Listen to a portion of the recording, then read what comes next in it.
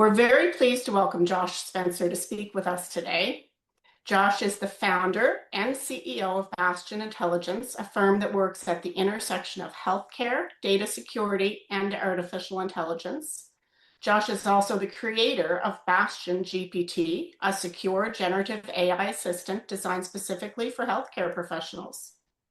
Josh brings more than 20 years of experience in healthcare technology and information security, serving as Chief Technology Officer and Chief Information Security Officer at UT Southwestern Medical Center.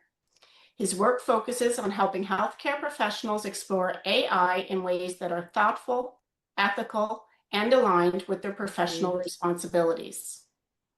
Today, Josh will be speaking with us about generative AI essentials for New Brunswick psychologists.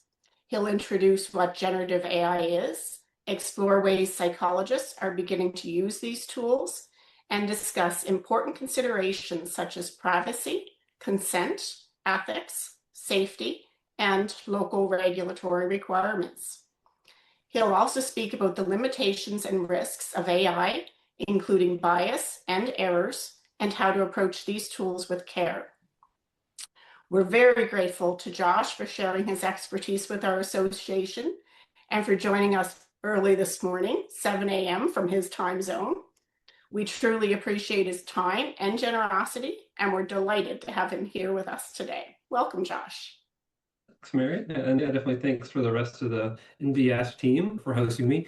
We have a lot of really great information to share. And as was mentioned earlier, if you do have any question, please don't hesitate or hold it to the end where you might forget. Feel free to put that in the chat there. Definitely would love to see a lot of engagement, particularly because this is such a new technology for folks. So there's no such thing as a dumb question. I've worked with folks over 1,000 one-on-one calls with individuals, understanding how they're using the technology, how they want to use the technology. I've heard questions from all different skill levels, and I think they could all be valuable for this team. So feel free to not hold back. As far as what we're looking for out of today's session, we want you to walk away with a few things. One is really a fundamental understanding of what this AI technology is. We'll talk about some of the terms you might be hearing, really where it excels. Also, some areas where maybe that technology is not ready for prime time yet, and you might want to stay away from. We'll look at some of the things that, as you're looking at selecting an AI tool, or in most cases, a variety of tools, to see, hey, can this help you out? Can it save you some time? Can it help make your work a little bit better quality? We can walk you through some of the red flags, some of the things to look out for, some of the disqualifiers, things like that to help you make more informed decisions. And then also, close to the end, we'll really focus on, hey, what are the top use cases? Hey, what are the things that we've seen that have just transformed people's lives in terms of making their work better, making their work more productive, and having them be better professionals, as well as even real examples of where the AI can shine and also where it can rear its ugly head when things don't go correctly. So with all that, we're going to start out really giving that foundational look, talk a little bit about some of the regulations, plan around the middle to do a little bit of a break, and then we'll pick back up with some of the real world applications and how this is going to look in your practice. So to start out at the foundation, I'm curious from this group to understand a little bit more what your experience is. If you're comfortable with typing an answer here in the chat, that helps me regulate a little bit. We've got a lot of folks who are like, nope, hey, I'm using this all day, every day with really sensitive information. You can focus on that a little bit more than if it's, hey, I'm just as interested and I've heard about it, but I haven't really used it yet. That way we can know where to go there, because there's really no wrong way to learn this skill. A lot of what we'll talk about is how you can dip your toe in the water to feel if that's something that is a skill set that you're ready for, or the guardrails that you're liking, and develop some of that competency within yourself to be able to use those skills. Okay, so it looks like we've got a lot of folks that are a little bit more on the experience side, but also a lot of folks even just using it for personal. That's what we find happens most often with most of our customer profiles is it's like, hey, I've been using ChatGPT, or I've been using Claude or Gemini or one of these tools for my personal life for making a good recipe for muffins. And then figure out like, oh, wait, hey, this can also help me polish up some of my documentation. This can help me brainstorm some things, or it can help me rephrase things for maybe a parent or a child in a way that's much more understandable. And so we can definitely talk about what that bridge from personal use to professional use looks like. Thanks for the feedback. That helps me tune in a little bit with where we should focus. Undoubtedly, when you hear people talking about AI, you've heard a lot of terms. There's AI, there's generative AI, there's LLM, which is large language model. All of these come up and they're referring to roughly the same thing. So an LM is a tool that is basically trained on the entire internet almost. It's been trained on, for many of these tools, millions of pieces of clinical documentation, but also things like Facebook forums, Reddit posts, and things like that. So it's really a combination of different things that work together to, there's some nuance here, but basically we'll predict the next word. So if you were to tell the AI, what is 5 plus 4? The way you and I would solve that problem is they would go, okay, 5 plus 4, they'd add these up and they'd get to 9. And that's not the way these LLMs think. The way these AI models think is like, okay, where in my documentation has someone ever said 5 plus 4? And oh, okay, I found this one section. Okay, how did they answer that? It's like, oh, okay, previously they answered a 9. So I'm going to predict the answer that we want here is a 9. And so it is basically a really good guessing machine. In this case, it is such a good guessing machine that most of the time it guesses correct. And so that can be really powerful for a lot of our use cases. But what we'll talk about later on is where that can really go wrong and where that can, some information that is not correct or very believably not correct. Also important, you're using it many times, it feels like you're speaking to a human on the other end, particularly as they get more and more intelligent. But just realizing that there's going to be a lot of cases where it feels like a human, and all of a sudden it might be the smartest person you've ever talked to on the subject, right before it is the dumbest person you've ever talked to on the subject and is just producing all kinds of information that is just not accurate. So that's certainly what we're going to be putting a lot of focus on to make sure you're prepared if and when you start to use the technology more intensely, or as you use the technology, some tips to be more aware of what the AI is capable of. When we look at AI tools, we try to kind of mentally bucket these tools into 3 different groups. The first group we'll talk about is the consumer. So this is going to be either the free or the cheap version of ChatGPT. In order to run AI, it takes a lot of electricity. It takes a lot of very expensive computers. And so if you're getting something for free, it's important to realize that at that point, you're not the customer. At that point, you are the product, or your data is the product and what's being sold. Let's say your query, it takes them 2 or 3 cents worth of electricity to use. If they can take your data and they can then sell that or use that to build their models for 5 cents, they can then make a lot of money off of you. Yeah, it might be fine for something really basic, trying to figure out what type of question you're asking or what's the best type of shoes for running or things that are relatively low stakes. But whenever you are using this technology in a way that's going to have your student information or has sensitive health topics, your clients, obviously lots of new rules and considerations come into play for what's going to be appropriate, what's not going to be appropriate. Particularly because what these models will do when you think, oh, why do I care if they sell my data? Or they tell me that they're using my data to make the data better. Ultimately, we have to worry about this data becoming public. When our AI learns about this type of data, I think many people assume, okay, here's about it, and then it's not saved forever. There's a lot of cases where perhaps one of the most public one was with Harry Potter, where you can tell the AI, even though Harry Potter's a copyrighted work, you can go in and basically say, hey, please start to write the first, it can write an entire chapter of Harry Potter if you give it the first few sentences. Because the AI is trained on this data, it can leak out that data verbatim in many cases. And so what you don't want to be doing is providing ChatGPT, your student's name, their sensitive numbers, their sensitive health information, such that if someone else were to be using ChatGPT 3 months in the future, that information would be regurgitated inappropriately to the public. Because of those risks, there was a new category of tools that were released. We call these the enterprise class of tools, where these companies realize, hey, we can't make as much money off of your data, so we're going to charge you a little bit more, but we're going to promise not to use your data for training our models. We're going to promise not to resell your information and things like that. They'll give you some popular contract terms, And here I'll use the term business associate agreement or BAA. Obviously, different provinces will have different terms, but very similar to a DPA, data protection addendum, and the various pieces of legal or contract that you'll need for New Brunswick and storage of that type of sensitive data. But it's also important to realize many of these tools are designed to protect businesses, but oftentimes it'll be very generic and really not focused on healthcare, mental health, school districts, and some of the unique requirements that they might have. And that's where there's a growing category of really healthcare specific, even mental health specific tools. So for someone like BastionGPT, we've been on the market for maybe a little bit over 3 years now. And really from day one, we realized, hey, we need a tool that is going to be designed for healthcare regulations, and that, hey, if someone has access to, or if you're putting in data of your students, we should log that. We should know who had access to it. We should restrict access as much as possible, and doing all that within the framework of our Canadian health regulations and expectations.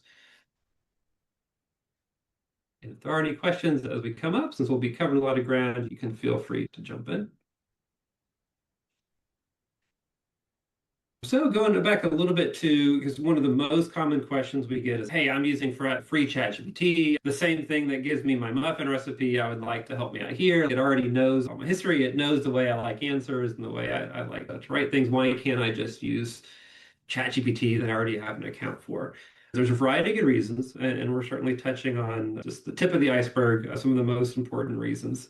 One is the prompts that you give to the version of a free ChatGPT, but also extends to Gemini or Claude, or really you pick your tool. Many times those are even reviewed by humans. There's a lot of news on the headlines where people are using those meta glasses and thinking, oh yeah, no one's going to watch them. But finding out, oh no, actually the employees did watch them, and they took pictures and they shared them with their coworkers and put a lot of very sensitive data at risk. A lot of these services don't have the level of scrutiny that you would expect. And so while many of these services you can try to turn off and say, yeah, hey, I don't want you reviewing my data. If you do check the legalese, many of these will still say, if we feel like we still want to check it out, we can still access it for a variety of things. Or if you accidentally check a thumbs up or a thumbs down button on the user interface, even though you told us not to use your data for training, we're still going to use your data for training. So there's a big difference in how the data is kept secure and kept private when you have these consumer or non-health tools as opposed to using a healthcare oriented tool.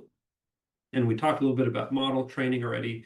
A big piece is also looking at what type of legal requirements you have. So let's say an organization maybe has an employee that goes rogue and they take your chat and they save it to their personal computer, or they post it on the web, or a hacker gets into the network and steals some data. For many of these services, if they don't have those agreements with you to notify you or to go through privacy officials and notify, hey, you've got this issue, let's make it right.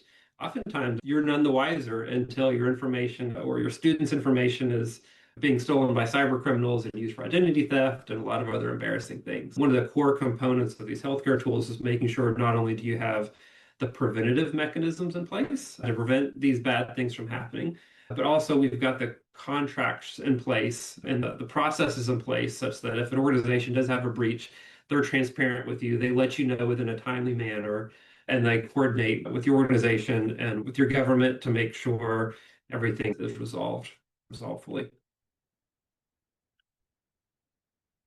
So as far as how you look at the different tools, a lot of different things that to keep in mind. One of the biggest, maybe most obvious, is looking at security. Things like encryption, where you take the actual data and when it's going across the internet, making sure that's encrypted, but also basically scrambled up so that if a bad guy were to break into that system, that they can't access it, but also encrypted at rest. So if someone were to get a hold of a computer that was running this AI or some other way to get access to that data, that they can run away with it, but they wouldn't have the ability to actually see the data that's in there. Encryption is one of maybe about 30 or 40 different core principles that you're going to want to see in a system. And all of those cost real money and they add time to be able to implement. But it's still really important that you look for tools that have that. AI is in an interesting spot right now because it is moving so quickly. We see new AI companies just about every day that they'll spin out like, oh, hey, we're doing this for mental health, or we've even seen them be very targeted of, hey, we're here for school psychologists in New Brunswick in a way that's, oh, wow, this is designed exactly for me, only realizing they skipped out on the security pieces of it. There's these AI tools now that can claim to make an app in 30 seconds. From your iPhone, you can make an app and do these types of things. So we see a lot of this, but unfortunately, the required security items that help keep your data safe are often left and ignored. So there's lots of room for doing security assessment, even looking at an organization. Hey, has this organization been around for a while? Or is this an organization that just started last week? Figure out, hey, have they had any breaches? If you're not sure the questions to ask, you can, if you have a compliance or security person, you can ask that. Or more and more, even if you're familiar with using these AI tools, oftentimes you can ask the AI to help. What are some questions I should look for? What are some red flags in this particular product? Hey, help me compare these two products together. Hey, is this going to meet my need? And oftentimes they can surface some of those good questions to ask, or some of the security pitfalls are like, oh, hey, wow, I just noticed there's this news report about how they did this really egregious thing. That can help you do a lot of research. So that's security. Privacy. So a big piece is we talked about why AI companies training on your data is often a bad idea. And one thing to watch out for is many times they'll say, oh, no, don't worry about it. We de-identify your data, which sounds like, oh, yeah, okay, that's fine. If you get some use out of it, what's the big deal? Unfortunately, when you look at the de-identification process, even if you use the latest AI technology, it's about 99.9% accurate at de-identifying the data properly, according to Canadian health regulations and guidance on what's considered de-identified. But at that scale, if your practices scale, let's say you're going through and you're doing 1,000 records that you're processing a week, that means you're having a breach every week. You're having inappropriate disclosure every week. And where does that sit on your risk tolerance? Just because the AI is not foolproof when it comes to de-identifying your data. So we take the stance and we recommend what most industry players have taken the stance is, hey, we're not going to risk it. We're not going to do any training on your data. And so general best practice is to make sure you're selecting someone who also says they're not going to train on your data.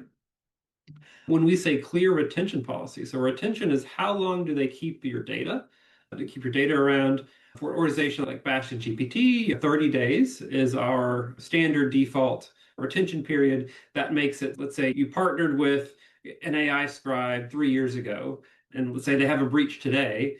You would certainly hope if you haven't used them for 3 years that you're not at all involved in that breach. Unfortunately, many of these companies, they love to scoop up your data, and even if they're not allowed to resell it, for whatever reason, they love to hold on to it. And that can really produce a lot of risk for you in the future if and when those companies do get compromised. So one good question to ask is, hey, how long are you going to keep my data? Or do I have the ability to delete that data, to securely wipe it when I'm gone? And then you can also look at sub-processors. So sub-processors is a legal term for basically companies that these AI companies will partner with in order to store your data, to access these different AI models and those types of things. Looking at those lists for Bastion GPT, we keep that really tight. We basically have Microsoft and Google as the trusted organizations that power infrastructure that would have access to your data, even though it's very high, secured and highly controlled. Whereas we've seen some other folks where you look at their list and it's a lot of really sketchy companies that I wouldn't trust, and that with a little bit of looking at, most people probably wouldn't trust either. And then also looking at your right to delete that data. If you said, hey, this company's sketching me out, I don't want to be doing business here anymore, do you have the ability to tell them, hey, remove all my data and I want to walk away? Because there's a lot of companies that say, nope, your data is valuable to us, or we don't have this mechanism, and can put your data at a spot where you don't want it. Or if you have one of your clients ask, and might be well within their rights to say, hey, I need this information deleted, you don't want to be partnering with a tool that's going to say, oh, no, we can't do that, and put you in a compliance gap. And then on regulatory, making sure that the solution that you provide is in alignment with all the different regulations and requirements. So one of the things that we do at BastionGPT is we have our Canadian data protection addendum, our data protection agreement, which calls out all the different provinces. And then there's even within provinces, you've got a lot of regulation to call out, hey, these are the items that our security team has reviewed. These are what we're asserting compliance with.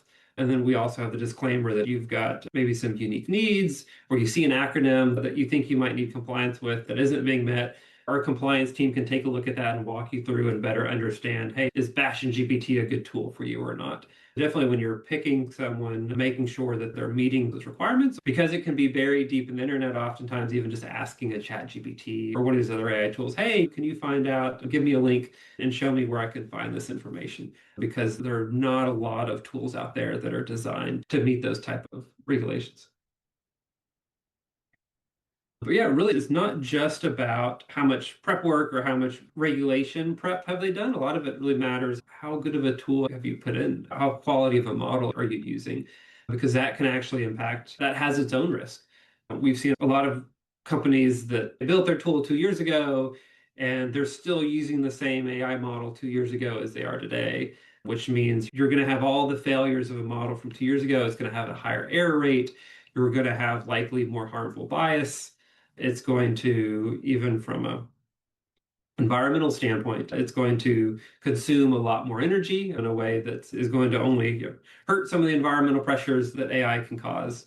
Certainly things that you can ask for if they don't prominently show, hey, these are the models that we're running on, so that you can make sure you're using a technology that is properly up to date.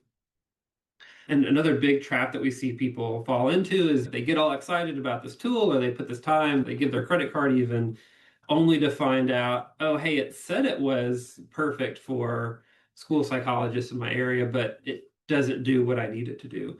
Particularly, we're seeing a lot of companies out there, they basically have AI write their ads. And so the AI is going to write the ad for what it thinks will make you click. And unfortunately, oftentimes that's not what that product actually does. So if you get there, you look at the website, some of the bigger things, like we've got many of our users, they love the ability to go in and say, hey, here's some background documentation. Hey, here's the session here's a transcript, or here's my notes from the session. Hey, here's an example of my writing style that I want you to mimic. Hey, here's our school's policies on this, or here's our guidance on that, and the ability to provide that documentation. Many of our users find that really indispensable and couldn't use a tool that doesn't provide it. If you're using a tool that's, oh no, we just listened and we're going to give you a generic output, that can be a disqualifier for the tools that you're looking for. Also, a lot of these tools that are directed at mental health psychologists are often designed really from a medical standpoint, where a session with a client might be 15 minutes, might be 30 minutes, maybe at most. Whereas one of the things that we've recognized in mental health, particularly if you're doing testing, we've seen some of these sessions last 3 or 4 hours. And so there's many tools out there that will basically at an hour start to shut down and say, oh, no, we're done. But that doesn't really help you out if you've still got another 2 or 3 hours left to go on your assessment. So something to look out for. Also, the ability for these AI tools to be able to detect multiple speakers can be a big one, particularly if maybe you're in a session with a student and maybe their teacher or their parent. The ability to recognize if a student said, oh, I'm really overwhelmed today, versus their parent saying, oh, I'm really overwhelmed today, can greatly increase the quality of the note or the document or the feedback that AI can give you. That does take a lot of time. It takes a lot of electricity in order to do that. And so there's many tools out there that have they'll use AI to try to guess who said what, as opposed to something like Bastion GPT, where we actually do that voice print and we can tell based on the tone of your voice who's saying what. That can increase the quality. And because we recognize who says what, that drastically reduces the errors that comes with our AI processing of the data. So definitely make sure that what you think it's going to do is actually matches up to what you actually want it to do in the real life.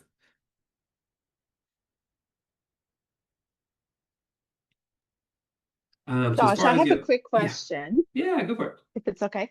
When you're doing some training with Bastion GPT, so if I'm training it to write with my report writing style and I'm doing that over time, does that sort of memory ever restart?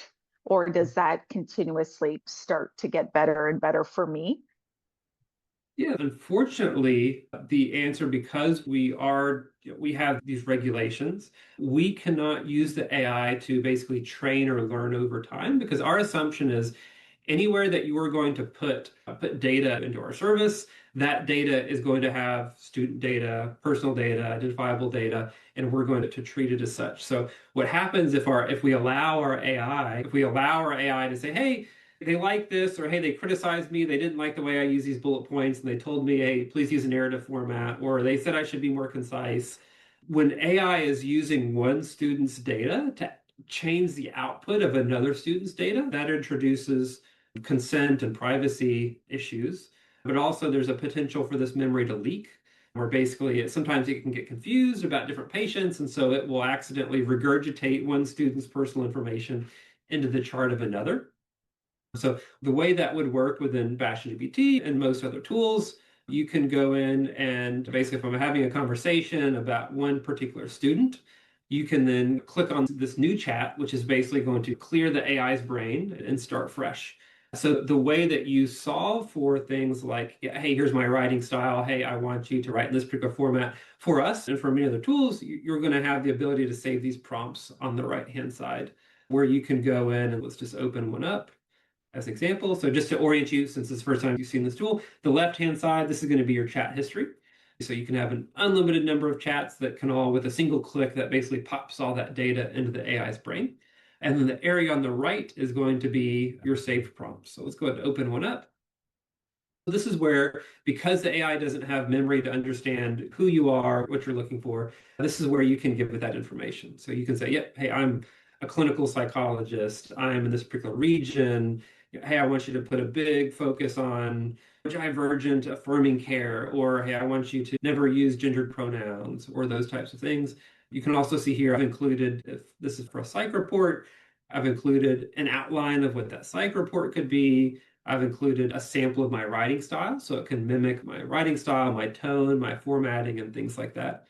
About a year and a half ago, the limit of many of these tools was about 10 to 20,000 words. And so you could very quickly come to the point where you're just overloading the AI with lots of data. But the AI continues to mature. And so we're looking at AI models that can reliably keep up with even 200,000 words of background and instruction and things like that. Oftentimes, if you've got high quality data sources, or here's a group of my district's recommendations or policies, or here's some examples of what I really like the AI to write and what I don't, those can be included to make the AI such that it can give you those high quality answers without needing to learn those answers over time. Fully answer your question? Any other aspect we want to go into? No, that's great. Thank you. Perfect. Moving on to vendor questions, I would say we get multiple times now a day. We've got folks that reach out to us and we love to see it. They've given their problem to ChatGPT that, hey, I'm looking at using some of these tools. What questions should I be asking? We get so many referrals from ChatGPT and then these other AI tools saying, hey, I want to use you, but I want to keep my data safe. Who should I go to? Important to ask the right questions. And oftentimes, if you're not sure, what does this question even mean? You can have a good conversation with the AI, or you can reach, ideally, if you have someone who understands the technicals or the security pieces, you can reach out and ask them, or even for our company, obviously, we're going to be a little bit biased towards BastionGPT, but we earnestly think, and in many cases, we've got the best product in the market, but many cases where we're not the best fit. And that's one of those cases where if you do have a question and this offers for everyone in this room, you can reach out to us and say, hey, I'm looking for this. Is this good? What should I be worried about? What am I not thinking about? You can reach out to one of our experts if you don't have someone to tap into, and we can help point out some things to consider or maybe some options that perhaps you haven't heard of, particularly because the field is changing so quickly overnight. There were previous times where we would tell you, don't go to this specialized solution, and then a week later, a new tool comes out. It's like, oh no, hey, this is something you could even do with a ChatGPT or something like that. A lot of really good questions, and we'll we have this in the link as well for you to review when it does, if you are looking at getting a new AI vendor. So some things to look out for. We have helped hundreds of organizations pick their AI technology. We've reviewed dozens of AI companies that try to fit in the mental health space. I've spoken with at least a dozen different founders myself, just to understand, hey, how important is security to you? How do you handle your data? Is this someone that we feel comfortable sending referrals to and things like that? And we do see a lot of red flags. The biggest one I would watch out for is, as I mentioned, is these ads that AI writes that will make it sound like exactly the product you want. They'll tell you exactly what you want. They might even have a web page that said, hey, this is your exact province designed for school psychologists. But a lot of this time it's AI. So you've got someone who has written a generic AI assistant or a chatbot, and it's designed for everyone. And they say, hey, I'm going to have my AI go out and make 20,000 web pages that for it's the same AI for a car mechanic as it is a school psychologist. But you have to watch out. Just because a website says something doesn't mean it's actually able to do that. So oftentimes, a little bit of research to figure out, okay, are they really specialized in healthcare, school psychology, or is this just someone who's trying to be a jack of all trades? As far as the training opt-outs, some services say, yep, hey, we really want your data, but if you really don't want us to have your data, you can opt out of it. You want to make sure they at least have that. Ideally, a solution like I mentioned earlier, where the company says, hey, we don't want to muddy the water. We'll never use your data for training at all. And then also touching on the kind of the free tier, where if they're offering it for free outside of, okay, yeah, a free trial, be really mindful of that, because either they're using subpar technology, they're skimping out on required security that costs money, or they're finding some other way to monetize that or resell your data. And then oftentimes too, you might have someone who is able to get on a call or do a web chat, and they promise you the world. But you always want to say, hey, you said that you can do this. You said that you're compliant in this way. Ask them, show me a link, send me the documentation, show me something in writing. Because oftentimes these salespeople will say whatever they need to do to get the sale, but oftentimes isn't actually grounded in reality. Definitely look for them to put something in writing and ideally publish somewhere publicly on their web pages. So if they don't have that, definitely treat that as a red flag. Josh, Yeah. can I just ask a question? Because you've mentioned the term sub-pro a couple times now on a few different pages.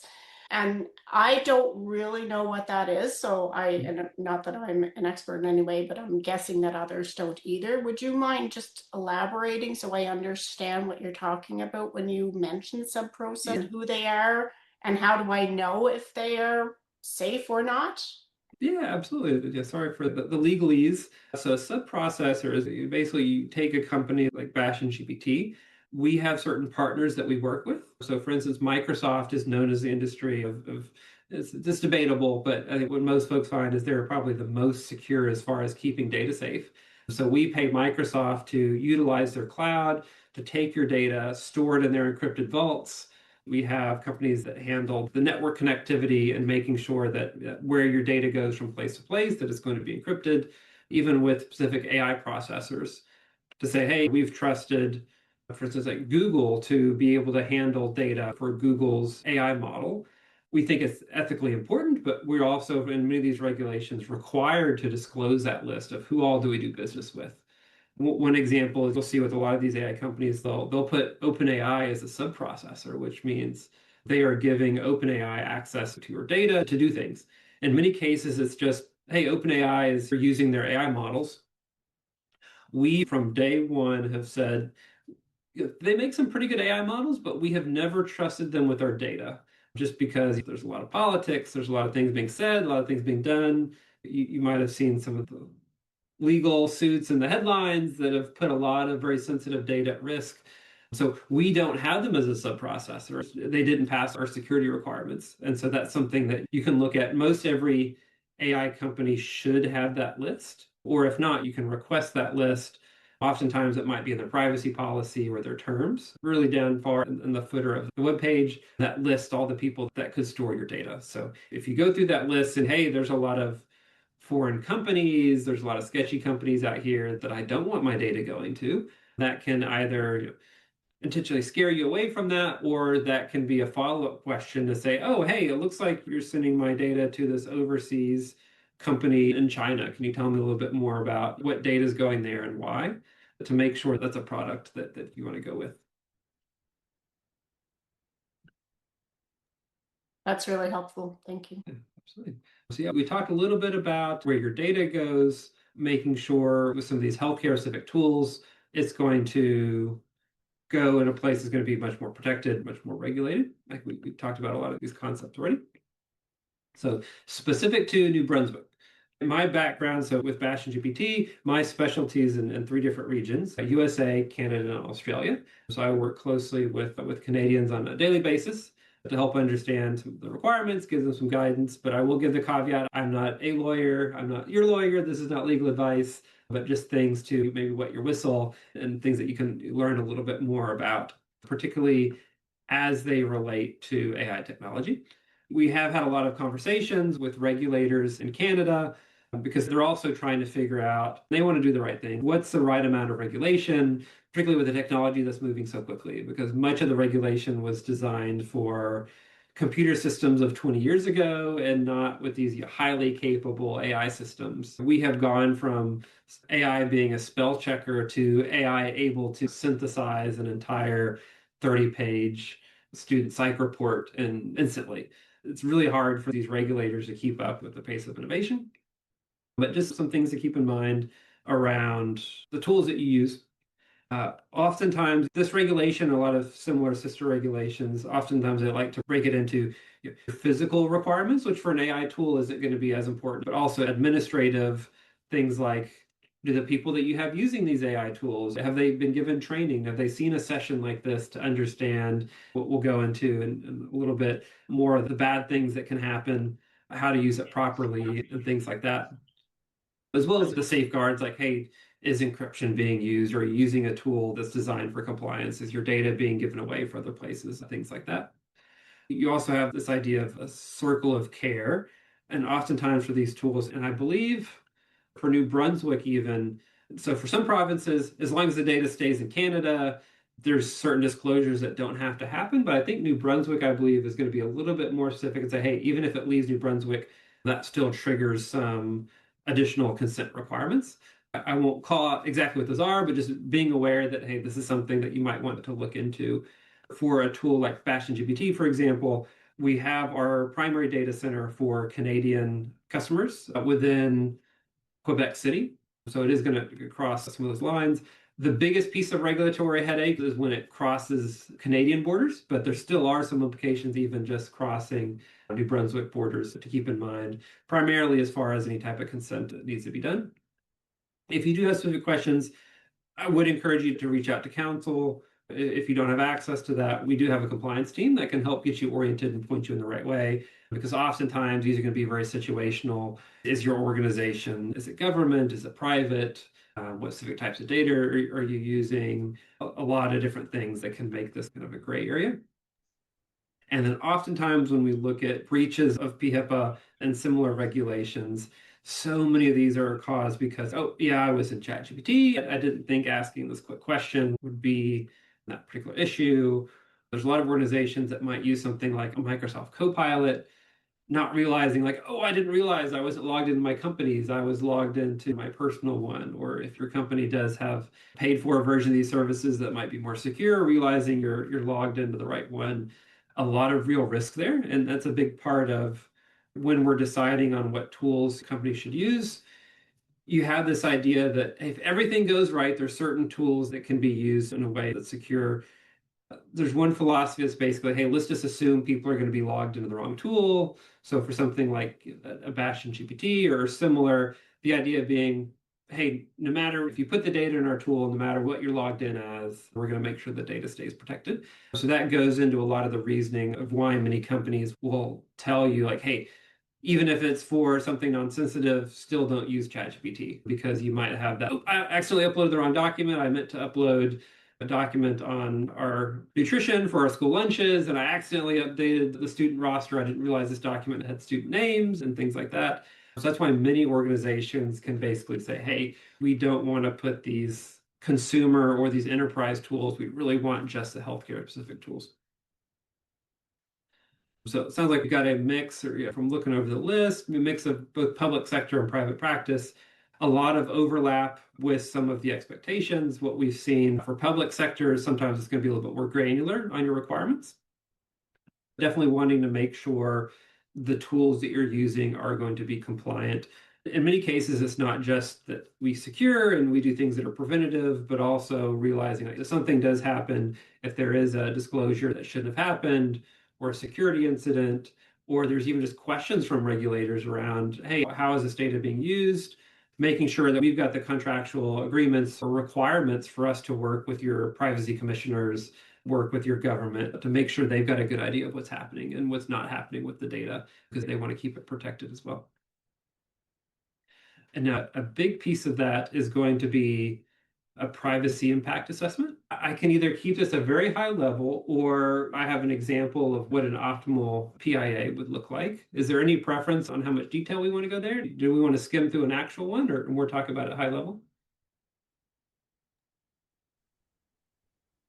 I don't know what others think. I don't know much about it, so it's hard to answer that question. It might be helpful to have it explained to us. So a privacy impact assessment, or you might see it very frequently with the acronym a PIA, is basically saying, hey, if you're going to select a new solution, select a tool, a technology, if you're going to be giving data somewhere else, the expectation that you do an assessment. Now, depending on the size of how risky this thing is, what type of data is being stored, in some cases, it's an actual document that you're required to send to your government authorities. In many, if not most cases, it's just something that you should do and then keep in your records. It's basically saying you're documenting the diligence that you're doing. So you're not just saying, oh, hey, I found this tool. Yeah, they look good. I'm now going to start sending all my sensitive data there. So, hey, have you done your diligence? Making sure you understand what the tool is, calling out some of those particular risks that you've identified, and making sure you've got a game plan for how you address it. In most cases, you are going to find things, you are going to find risks, you're going to find some weaknesses. And so at least just making sure that you're aware of those and you've thought out like, hey, is this still appropriate? Or, yeah, hey, I've got this weakness. How can I help compensate for that? I can show at a really high level here. This is just an example of what one of these might look like. This is probably on the top 5% as far as completeness and length. The vast majority of these impact assessments that we see are going to be far fewer than, in this case, it's 25 pages. There isn't necessarily required elements. Okay, it must have a revision history in this format that tells you every single edit that you've made, but a lot of these are oftentimes going to be best practice. And I can share this document as well, or there's lots of really good material online for what a privacy impact assessment would look like. This can also help. Let's say you do select a solution, and while BastionGPT, you've got a perfect track record of the last 3 years, but let's say you've selected an organization that's had a security compromise or a breach, or maybe you generated a document and there was an error in it. Now you're getting questions about why did you think this tool was a good idea? Having this document provides you a lot of defensibility to say, hey, look, I did my diligence, I was aware of the risk, and I proceeded cautiously. Whereas if you don't have this, sometimes your regulators, your agencies can come in and slap you on the wrist a little bit harder. Basically noting that, hey, we've reviewed this, we found, yeah, maybe the risk here is pretty low. We can say, yep, maybe we reviewed our various legislation that's applicable. We've looked at, there's that sub-processor term again, that, hey, we've looked at who they're giving our data to. We've indicated the proposed use of how we're using this. Many organizations might say, hey, even though this tool is appropriate for the most sensitive of records, we're new to AI, we're still getting oriented, so we're only going to use low risk data. Or maybe, hey, for the first 3 months, let's de-identify the data until we can get some more comfort levels, until we're ready to go live with it. That can help show for yourself, for your other users, where you want to be using the tool or where you don't. So you might have an organization that says, and we'll go in a little bit more later on, some of those high risk areas where generating a draft diagnoses or generating a full report from scratch, that might be outside of your risk tolerance or outside of what you want the AI to do. This type of document is where you can say, yep, we're documenting, we don't want it to be used for this type of a tool. This is where you can have information about your particular vendor, where you can ask it questions like, okay, yep, we've got their data centers in Quebec City. Here's cases where there could be some cross-border data sharing where it's not. That doesn't necessarily disqualify you as a service. If it is, just generally required to be mindful that it's going on. It can be helpful for you to verify, oh, yeah, okay, they're not selling our data. Things like cross-border data flow. So for something like BastionGPT, we say, hey, if you're a Canadian customer, by default, the data is going to stay within Canada. But there are many cases where that's not the case. And that's going to be present on most every solution that you run across. So for instance, I'm in the United States, and let's say we've got a troubleshooting session where you've got, hey, the student, and it's not submitting for a reason, you're wondering, hey, how can I How can I better improve this report? Even that screen sharing with me over the border constitutes a cross-border data flow. Relatively low risk one, but still something that happens. And by documenting it and showing that, yeah, hey, we're aware of this happening in these limited cases, that can provide you some additional defensibility. Even things like what I've seen most folks will basically do is they'll put, oh yeah, free text, it can be whatever we want to put in here. This is an example of if someone wants to list every different type of data that they're planning or not planning to put into the system, they can do that. In terms of volume, hey, am I seeing am I doing 3 reports a year, or am I putting every single student in the entire school in here and asking it for this type of evaluation? I probably won't go through the entire list in the interest of time, but just some examples of things that constitute a privacy impact assessment. In many cases, this is something that could be completed within 30 minutes, particularly if you could even use AI to help you out and say, hey, I'm writing this, help me complete this, help me understand the risks. Many of these tools, if you say, hey, I'm in Canada, I need help writing a PA, they can give you background documentation that helps for filling this out if this is something that you want or need to fill out. Is that all making sense? Any questions on the PIA? Super informative. And it looks like something that we should probably revisit at least once a year with some sort of frequency. Yeah, usually once a year is a good, I think we might even have a section here on how often you want to review that. Once a year is generally good, or if there is a major change in the service, is oftentimes one of the triggers that, from a regulatory standpoint, they expect to see. Maybe it's a matter of, hey, we did this PIA because we were just looking for the AI assistant, but now our psychologists are really excited that we're going to have an ambient scribe doing transcription. That can be something that's, oh, we didn't assess for that, so now let's make sure that it's up to date. Because that can also help, because as regulation changes, if you were to have done this a year ago, the regulation, the landscape, as far as, hey, are you required to disclose this? How are you required to disclose this can change.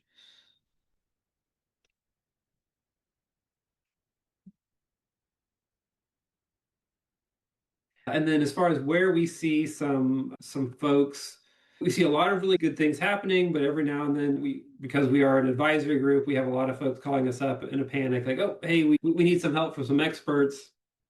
I touched on that kind of accidental use of personal accounts, not really realizing that, oh, I didn't realize I was logged with the wrong account, or oops, I accidentally uploaded the wrong document, come up quite frequently. Oftentimes that kind of storage of data outside of Canada can come up.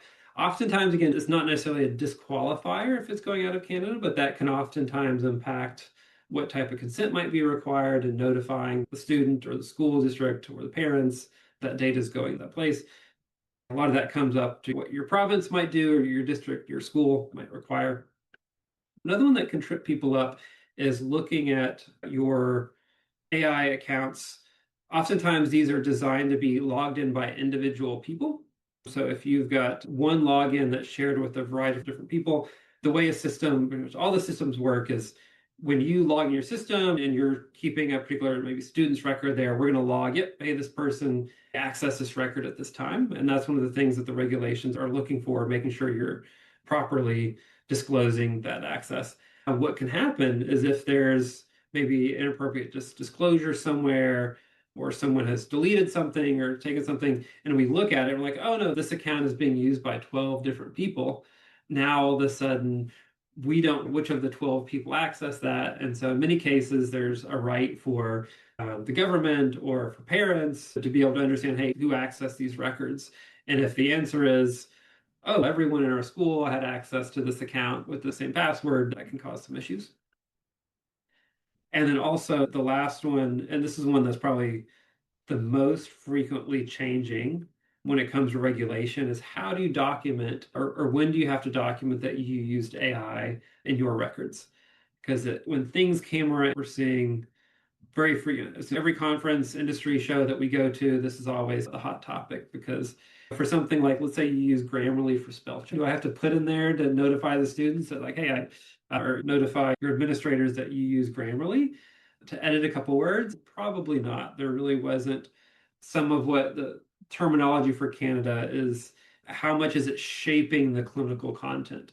So even if you're using a tool like BastionGPT, but it's a matter of, hey, I want you to maybe reorder some things. Oftentimes, that's not something that needs that disclosure, as opposed to, let's say you had a 4 hour long testing session with your student and you didn't take a single note and you relied on the AI to listen to everything that's going on, and the AI drafted the note.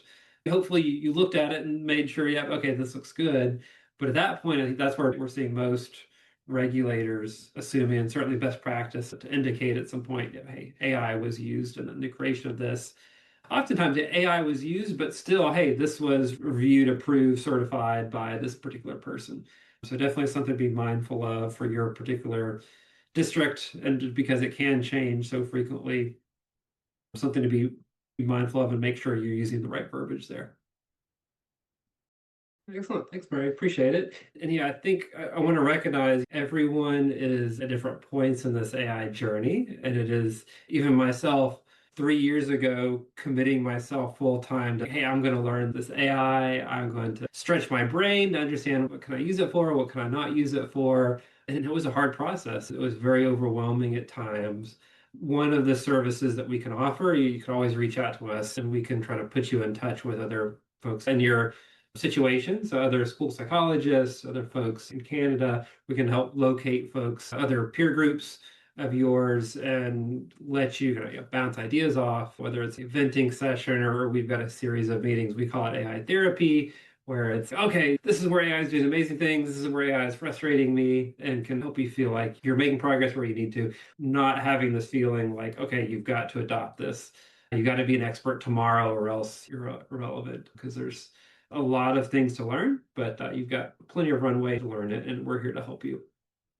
So we spent a lot of time so far looking at foundations, security, compliance. We're moving into probably easier aspects of AI, and up next, really the popular use cases. So this is one of those things where we work closely with school psychologists to understand how this can help them or how it is helping them. One of our hypotheses, one of the things that really surprised us early on, is we assumed what folks would love is the ability for it to do so many different things. So, in the course of a day, it helped them 20 times, 30 times to make their day a little bit more productive. And what surprised us when we asked customers who have been using AI, using BastionGPT for multiple years, what did they find most remarkable, or what do they most enjoy about it? And it's amazing to see how many times it's like, oh, this one thing has made such a profound difference on my life. But to be able to say, oh, this one thing that I really hated doing. I'm not sure in the Canadian system, but in the US, we have working with insurance to do prior authorizations or appeal letters if insurance says we're not paying for this. Like, that can be really soul draining for a lot of folks. So the ability to do something that you find, hey, I hate waking up in the morning knowing I have to do this thing. That can maybe be one of the first things that you target AI for, to figure out, okay, can this help my day? Before you get to this aspect of this mindset where you're letting AI do more of your day to day. So as you're going through this journey, one of the important things to keep in mind is, at the end of the day, what is AI's job? What is its responsibility versus what are you still responsible and accountable for? So as far as areas where AI can excel, particularly early on in your journey, even something as simple as, okay, I've got a bunch of loose thoughts that I had in the session. Can you organize them for me a little bit better? Or can you add some polish? Maybe you've got a lot of data and you're looking at, hey, this is the way I typically do my report. You're just asking the AI, hey, is there a more logical way to format this? Things that you might not have considered as far as sections or rephrasing your sections or breaking things out differently can often be really helpful for folks, particularly as they're still warming up to AI and how best to use it as more of an idea generator. Or even things like, hey, we've got this difficult student, here's what they're doing, here's what they're saying, here's feedback from their parents. What are some different interventions that we can do? Not necessarily replacing your clinical judgment, but still, oh, hey, I never thought about this. Or, yeah, hey, I missed this one part where this parent said this happened and this was really productive. Maybe we can incorporate that into the school day. Has been helpful. Or let's say you've got all of your clinical notes with all of your acronyms. We've got one customer who is a faith-based practice. So what they will do is they will have, instead of one set of notes that get saved, they're able to generate one sets of notes for the psychologist that has all the technical acronyms, one set of notes that goes to the parents, which has all the religious affirmations and all of that angle, and then one set that goes to the school system that has the bare minimum according to what they're required to retain. Where insurance, these health agencies are involved, you can even have a separate copy that's just what they're looking for. So as a psychologist, you would never have the time to go through and customize all these specific ones, but that's the beauty of AI, where you've got essentially unlimited creativity and unlimited time to write some of these reports. It can really change your thinking on really what's possible. And again, it's not one of those that you need to worry about changing overnight. What we find is it is a slow process over time of starting to use AI in your day to day. And then over time, gradually, you develop these neural pathways. Oh, I wonder if AI could help me with this. I wonder if AI could help me with that. And then you can gradually pick up areas where you find the AI is able to do really well, or you're able to realize, like, oh, yeah, this was a waste of time. It's quicker for me to do this myself, at least until the technology improves. So it's a journey we're all on. One of the biggest things that we watch out for, though, is, and we've seen this with the number of professionals, unfortunately, is very quickly moving the professional into the back seat of, oh yeah, I just have AI listen to it, it gives a diagnosis, and I just click on whatever it says.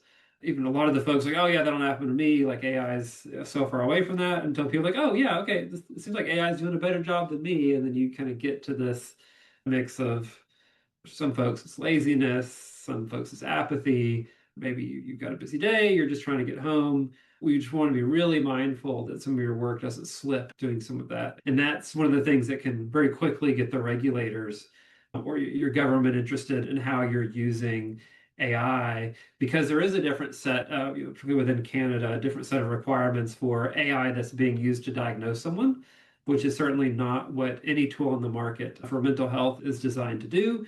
Not certified. It's really a tool that is drafting these types of recommendations for you, because you are still the one in control. It is still your license on the line. You're still responsible for everything that the AI generates and that you ultimately put into whatever your system of record is going to be.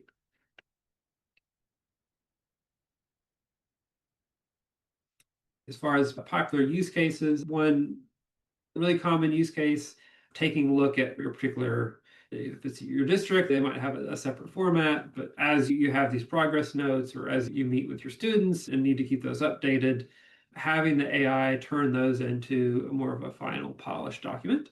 What we've seen from our mental health folks, about 30 to 50. I think the diagnostic school psychs, even closer to 40 to 70% time savings in some of their documentation. And some of this, it might start out on the smaller scale. So your first day using AI, you're probably going to be 0% reduction, or maybe you're going to be negative 10% efficiency. Was just speaking with someone earlier this week. They were a neuropsych, and they mentioned it was the first 3 days to get over that hill. And then after the first week, they were already at 50% efficiency as far as their report writing. Definitely, oftentimes people feel overwhelmed before they kind of get over that hump where AI is now saving them more time than it's costing them as far as learning a new skill. So definitely encourage folks to not expect your very first use to be a huge time save, but within very short order, you can develop that AI fluency. It's like learning a language. It's going to be a little rough to start out with, but then eventually you can learn, oh, hey, the way I phrase this, or I realize I forgot to give it this important piece of data, can very quickly increase your efficiency, or even having access to someone who is an expert in that. So within BastionGPT, we have prompt engineers that can help jump on the line and walk you through. If you're experienced, we can take a look at what you're doing and saying, oh, hey, have you thought about changing this wording or adding this? Or even if it's your very first time, we can help walk you through what to type in.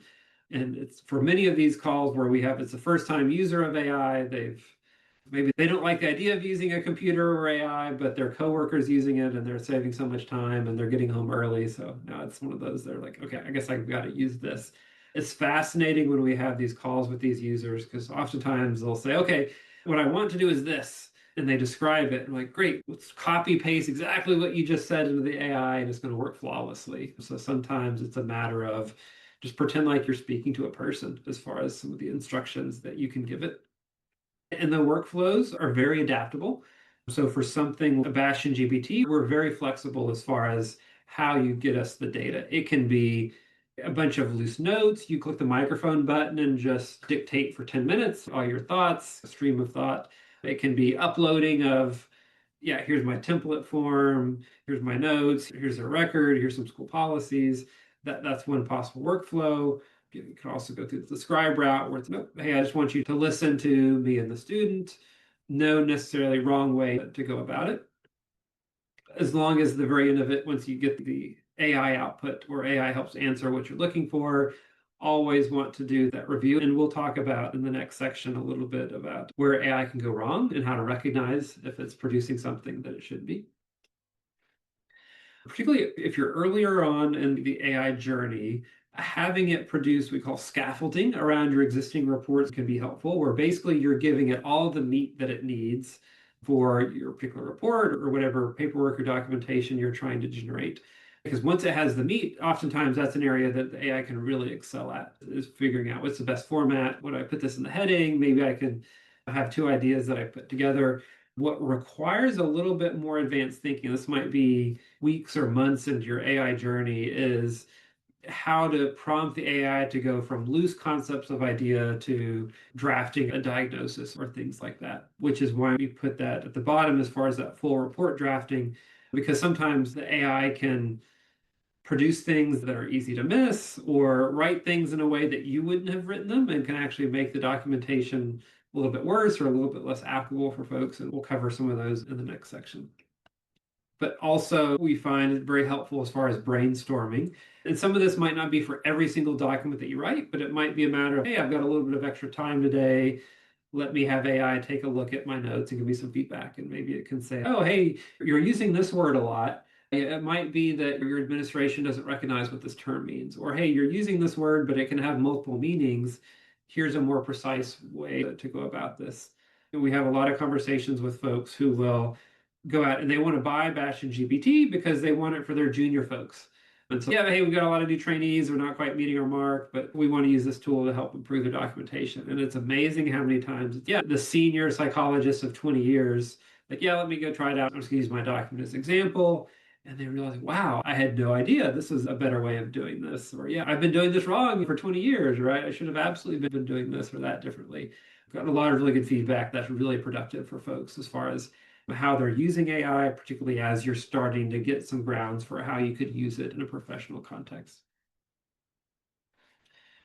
We talked about rewriting your technical documents where if you need it to be reflected in a way that a school administrator could, as opposed to a parent, or you might have someone who's, hey, we've got a parent, but they're have education level of, you can even say at a third grade level, first grade level, you can cue the AI in those ways to make sure it can reflect a concept you're trying to convey in a way that can be as easily understood by other folks with different backgrounds, even giving people different analogies based on their particular, maybe even ethnic background, things that would be culturally relevant for them as a way to get some ideas across.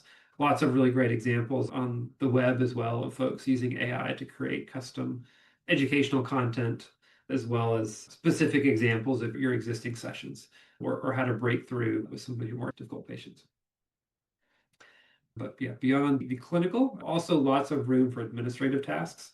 Referral letters are an interesting one because particularly as folks use AI more and more, you will develop an intuition. Your eye will begin to see when certain things were written by AI. Certainly you might see, oh, that's an AI generated picture, or yeah, look at how many M dashes are on this particular page. This was definitely AI written, or AI likes to, it has a certain flow oftentimes. It's not this, it's that. There's ways that AI speaks. So we want to be really mindful that as more and more people recognize AI writing, even if it's something that you've earnestly drafted and written, no one wants to see a love letter from their loved one that was AI generated. That loses a lot of its impact, a lot of its effect. And similarly, when folks are reading a note, they don't want this feeling like, oh, this looks like, you know, AI dribble or AI slop. Did someone actually read it? Or is this someone who's, you know, just mindlessly copy pasted whatever the AI gave them? So that's why it's one of the things that we recommend is making sure you are truly reviewing that. You are giving the AI enough data so it can form the documentation based off of your professional opinions. Because otherwise, the AI will come up with its own opinions that might not be relative to what you're looking for.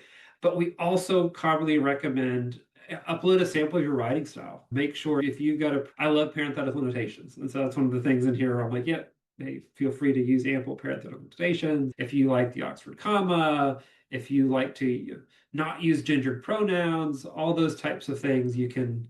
What we find works really well for the AI is both giving it those specific instructions as well as an example of your writing style so that it can use both of those together to write things that sound like a human wrote it, and ideally that sound like you, particular human, wrote it, but also in a way that's going to be clearly conveying the information that you're looking to do in a way that's going to really land well with your readers. Also looking at the documentation packages that you are putting together for your school. So in the US, I know we have IEP, which I believe PLP is the Canadian version of, we've got this plan that we're putting together for some of our students, maybe special needs, being able to take combined documentation for your notes, your session notes, what you've heard from the parents, what you've heard from the school, massive amounts of documentation that maybe you haven't read in a while that a human would miss, the ability to have the AI read through every single line, call out important elements can be really helpful and a huge time save for folks. Or even using it as a way where if you're busy with a lot of different students, with AI, very able to quickly go through your records and say, hey, I want you to generate this document, but I also want you to put together a brief 2-paragraph email to the parent, letting them in whatever criteria you find relevant. So in very affirming, action-oriented language, put together a summary of where they're at. We found a lot of folks who have said, hey, I never had time to keep my parents updated as much as I should have. But now with AI, it has made what would have taken 5 minutes for me to write this email or look through the record and write this. Now that AI's got this draft in front of me, I can read through it and in a matter of seconds keep the parent informed or keep the other folks informed as a way to make AI better for you, better for your students and parents and the folks that you work with. And even just looking more broadly at all the different emails that you send out. Oftentimes, if you find, hey, I commonly get asked about what's the policy on a student acting out in class. And so instead of having to go through, pull up your policy, I think it was in this section, okay, yeah, let me copy and paste this, doing things like uploading, creating a prompt or a project with your school policies. And then you can then ask the AI, hey, I've got this question, please draft a response. And because the AI has access now to all of your district policies, procedures, protocols, it can very quickly give you a really nice, well-written email that otherwise you might not have had time for, or that you would have rushed through. And so now you've got something that could be much more helpful for your day-to-day. Hot topic around continuing education.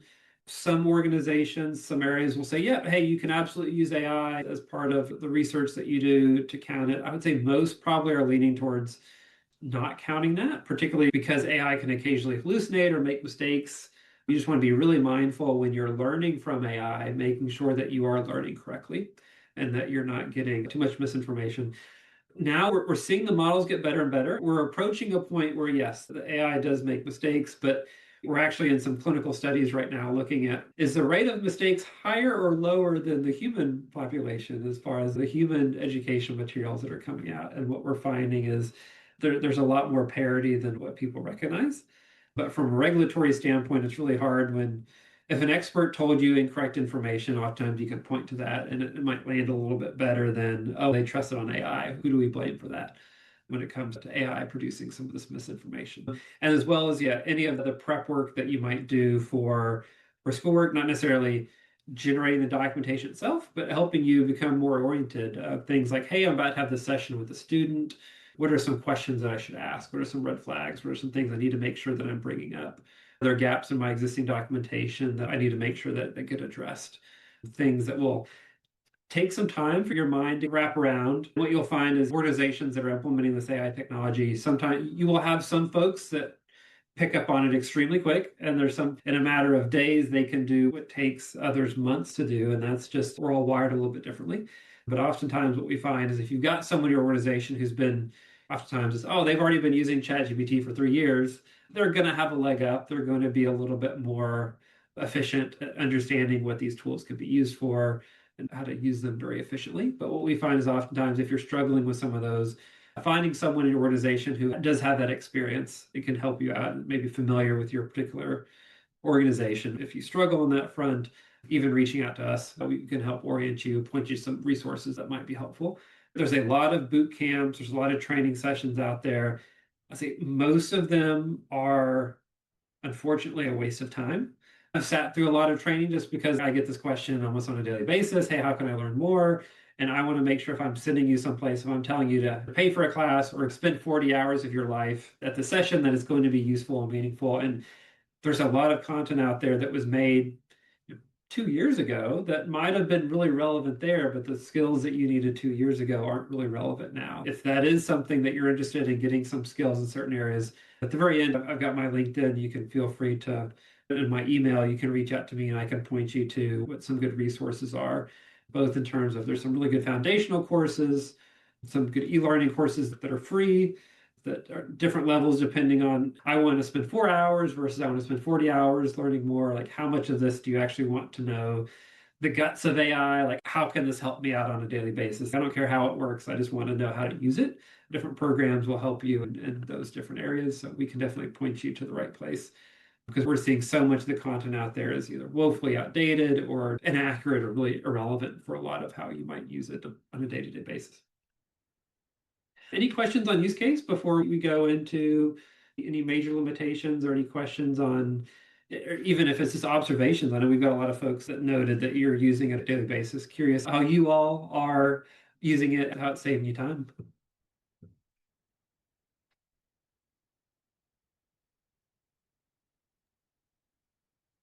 I can jump in while others might put things in chat or choose to jump in. I use it a lot for polishing my sentences. I've always thought of myself as a reasonably good writer, and I always thought I was coherent and cohesive in my reports, but I always knew I was also sometimes too detailed.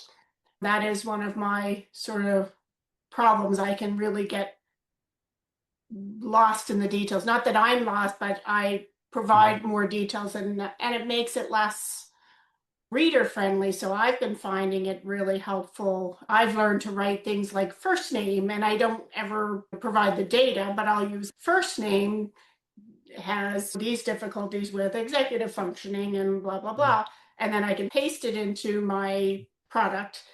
I'll paste it in and ask it to polish it and to make it more affirmative or more reader friendly, or sometimes I'll say, write that at a grade 6 reader level. And I found it really helpful for that kind of thing. I've been holding back on putting in actual data because I've needed to learn things like I'm learning today from you about what are the platforms where it's safe to do that, knowing that I didn't know enough for things like where's my data being stored. I knew I needed to know that, but I was never confident enough that I could figure that out or how I had to figure that out. I knew you were using it, the Canadian servers, but I've definitely found it helpful for that kind of thing. And I'm looking forward to being able to use a lot of the power of this more for saying uploading Basque reports and being able to summarize that and give prompts for how to summarize, knowing that always in the end, I'm the one responsible. And like you said earlier, it's only a tool. It's a tool, but the job and the responsibility is mine. So I don't know how others might be using it. Using a lot for translation, so documented English, but working with French clients, helpful to quickly translate accessible language for patient handouts. Yeah, absolutely a very common use case for something like our transcription service. Here we offer the ability, if you've got, some folks prefer to bring into a room a handheld recorder, tape recorder, or maybe a smaller device, upload a file later, or even do the live recording. What we support the ability to go in and do not just French, but also models that are trained on Canadian French. So that will pick up a little bit more accurately the accents, the terminology, things that might otherwise be missed. As if you are looking for something that can do this transcription or AI scribing, there's a big trade-off between two different areas. One is recognizing clinical terms and acronyms. And the other end of the spectrum is recognizing accents and unique patterns and ways of saying things. And when we make these AI models for language, we have to figure out where in the spectrum do we want to go? Do we want to have an AI that will recognize the most obscure Latin phrases every single time? And oftentimes, if you have a model that does that, something like a DAX Copilot, Nuance, they're bought by Microsoft, they tend to do really well at understanding every single Latin term that you phrase. But if you've got someone who has a thick accent or is using some more regional dialects, oftentimes it will fail to understand that properly. It will give you incorrect information. Whereas if you look at some of these like Otter AI or these ones that aren't necessarily tuned for professional settings or healthcare, oftentimes they'll slant themselves a little bit more towards being able to pick up on that accent, but you're just going to miss some of that clinical mental health terminology. And then for BastionGPT, one of the benefits of us being oriented towards healthcare, and about half of our customer base, if not a little bit more now, is mental health.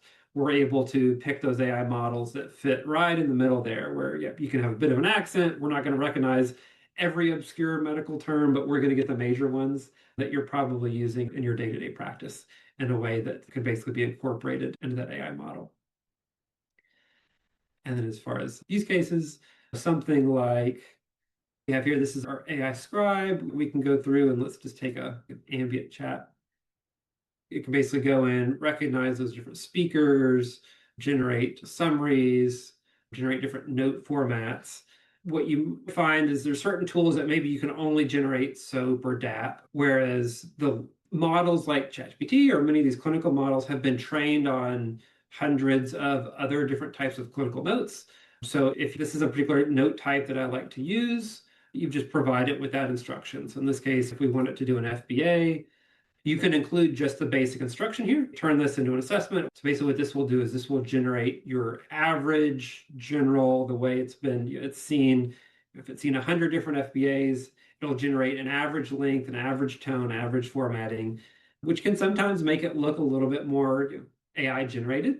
Whereas if you want it to look more like the way you do your reports, you can go out and you can conclude information like, hey, I want you to start with this section. Maybe instead of a narrative format, you want bullet points. Or maybe, hey, I want you to group these sections together. Always start here, always end here. Here's a sample of my writing. By including those types of things, you can make it feel much more like a person wrote it and much like you would write it, and even reduce the amount of time that you might need to spend editing in your day-to-day before you end up putting it in whatever the final system of record is going to be. One of the use cases, Mary, that you're mentioning, one of the really common ones that we hear is folks like to kind of do a brain dump or a stream of consciousness of, hey, these are my thoughts on the session. This is what I'm worried about. This is what I want to see, in a way that you can most efficiently get your ideas on paper and get them onto the computer. And folks find they can give a more comprehensive assessment that way, as opposed to if I'm sitting here having to type out every single thing or write on my notepad. Sometimes that holds me back from getting all of my thoughts out. We often hear that that's a pretty common case.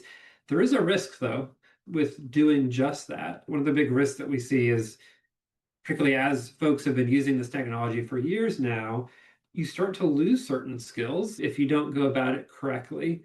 And this can be incredibly impactful, particularly for new psychologists that haven't, they don't have a decade of experience really solidifying the fundamentals. And so what we find is oftentimes they're jumping way too quickly into, hey, AI, here's recording the session, draft this. And so they're losing the ability to develop their own clinical nuance and call out observations and what they find important. So even as experienced professionals, what we find helpful is oftentimes not just doing that stream of consciousness, and sometimes that's periodically saying, yep, you know what, for this session, I am going to, maybe it's even, I'm going to handwrite my notes, I'm going to hand structure this, just so your brain continues to have those skills. So as much as we love you to use AI tools frequently, a lot of times there still needs to be a practice of your old school skills. We're looking at a lot of students now, even in educating them, hey, when should they be using AI? It's like you don't give a kid a calculator to learn basic math, addition, subtraction, things like that. Similarly, you likely shouldn't be using AI for doing some of these psychological processes before you basically get some of the foundations in. Oftentimes that's a mix and match, or working with other peers who have thought this out, other groups to figure out how best to accommodate that. Or if you find, oh no, I feel like I'm losing this skill, recognizing that within yourself and realizing, okay, I need to cut back on this a little bit. I need to be able to maintain the skill. Even if it means I loved having what took me an hour now takes me 5 minutes with AI, sitting down and saying, you know what, it's going to take me an hour to write this report, and it's going to be hard because I'm so used to using AI, but still maintaining some of that discipline to still keep your ability to do it. It looks like we got a question in the chat. Use of Copilot or ChatGPT acceptable? Draft progress notes when all identifiers are omitted? Yes, and I can put a link here to, we've written some articles that break down specific providers. So we talk about Microsoft Copilot, we talk about ChatGPT, Google Gemini, and Anthropic's Claude. All of those are going to have some strengths and weaknesses. For an area where it's like, hey, I want to draft some progress notes and you've removed all the identifiers, oftentimes that can be totally fine. Many organizations, though, will say, yep, hey, I trust Molly to be able to do this correctly. But if you've got an organization of 30 school psychs or 300 school psychs, I don't know that I trust all 300 of them, and giving them the relying on them to 100% of the time make sure things are de-identified, and either because maybe they forget or they miss something, that can oftentimes be beyond the risk tolerance of an organization or even within an individual practitioner. So ultimately, that's on your own discretion to understand, hey, do you feel comfortable with this? Making sure that's going to be appropriate. I will say, all day, every day, solutions like Copilot, ChatGPT are being used for some of this. It happens, regulators are aware it's happening. There's been some cases where folks are being made example of, where it does, regulators really hit hard on folks using this. Also, I would mention around the data leaks of cases where that data can make it in a permanent record, basically, and you're now exposing the sensitive data that you put into to the world. So by de-identifying or anonymizing, that goes a long way to reducing the vast majority of the risk. The other thing to keep in mind is services like BastionGPT. We do a lot of work to understand a particular request. Let's say it comes and you're like, okay, can you summarize the student's chart for me or this history for me? We are going to use a different AI model if that's a 10-page document than we are if it's a 500-page document, because some AI models work really well and they work best with small documents, but not as well for large documents, or even certain models we can basically tune or tailor models to certain tasks. So we recognize some of these we're going to optimize more for creativity. So if you're like, hey, you've got some students with some unique needs and we're looking for ways to encourage good behavior, come up with some flyers I can put as visual reminders in our classroom. That type of creative thinking is one where we have certain models that are given a long leash to be able to think about those things. Or even we can even select, hey, you can manually tell it if you want, yeah, I want you to think very creatively, as opposed to, hey, I haven't seen the student in a while. It's a 200-page history here. I don't have time to read. Can you give me a concise summary as a refresher for what I'm looking at? Something like that. We don't want a creative model. We want one that is going to be very exact, very precise, relying only on the facts. And so that's a model that we take it just the opposite direction. Those are considerations that those healthcare specific models are going to keep in mind, that as you look at generic models like ChatGPT aren't going to accommodate. You have certain things, though. ChatGPT and Google have healthcare oriented services now. They have some marketing copy that basically says, oh no, we've tuned and tailored. Oftentimes when we actually benchmark the actual performance, it's a lot more marketing hype, I think, than what's actually out there. Many of these services offer free demos and free trials. So that's one of the biggest selling points for us. And what we find leads to the happiest customers is try it out, see what you can get. Copilot is one that positions itself. A lot of people are like, hey, I use Microsoft for email. My school uses Microsoft for file storage. Copilot is right there. It's being put in our face. A lot of folks find that's their only exposure to AI. If that's your only exposure to AI, I'd say it's going to seem like a cool tool. From an IQ standpoint or from the data quality standpoint, Copilot amongst the top 5 to 10 different models out there is the worst performing as far as intelligence and amount of errors that it's giving. A lot of that is Microsoft's strategy is to try to produce this technology as cheaply as possible and operate on basically the least amount of electricity possible. And that shows in some of the quality that it's producing. They have been losing market share to some of the companies that have realized, hey, we need to invest in quality AI. So they, over the last few weeks, have been making some changes. So I'm hoping They do make some changes and get a higher quality AI out there for folks, but something you can experiment with. Now, a lot of these services, including Copilot, ChatGPT, they do have services like ChatGPT Enterprise, where they say, hey, we will sign a Canadian data privacy agreement. It will sign some of these things. In some cases, they check all the boxes that you need. In some cases, they don't. Definitely important to be mindful of what's possible there. Oftentimes, though, buried in the legalese, you'll find things like if our AI decides that we should search the web, all of a sudden, all these things that we promised to do, we're actually not going to do. Or, hey, if our AI decides we want to take some memories of your chats to be able to help you out, all of a sudden, yeah, that type of stuff isn't covered. So these are things where if your school has IT or compliance staff that are really knowledgeable, to go in there, go into Copilot and say, hey, if you're going to be using it with student data or personal data, we're going to check these settings. We're going to let you know what areas you can put this data, what areas you can't. In many cases, those can be seen as a compliant tool that you can use for. It's just something to approach cautiously. So many schools will basically say, hey, we don't have the staffing, or we don't want to run the risk that people get confused and put data in the wrong places. So they go more to a healthcare specific or a mental health specific tool, where basically we're not giving you any ability to shoot yourself in the foot. We're assuming you can put sensitive data, that you're going to put that data there. So it's possible to use those tools, particularly if you're de-identifying it, but a lot of that comes down to your risk tolerance. Question on the Pearson AI report writing product. I've had direct conversations with Pearson, understanding their take on AI. We would love to have our AI train on all their documentation and build special models that's really familiar with their documentation.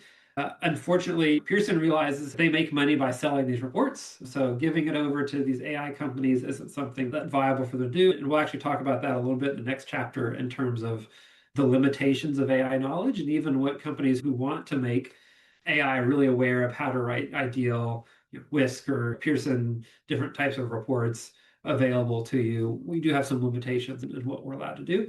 I think we have looked at the report writing product. The feedback that I've heard, and I believe it's still early stage, hopefully they polish up, is you're going to be very limited. So maybe if this is the first time you've ever used it, okay, yeah, hey, this wrote something. I'm just going to have to copy paste. I'm going to have to move around a lot. I'm going to have to edit. It's not going to sound like me as much.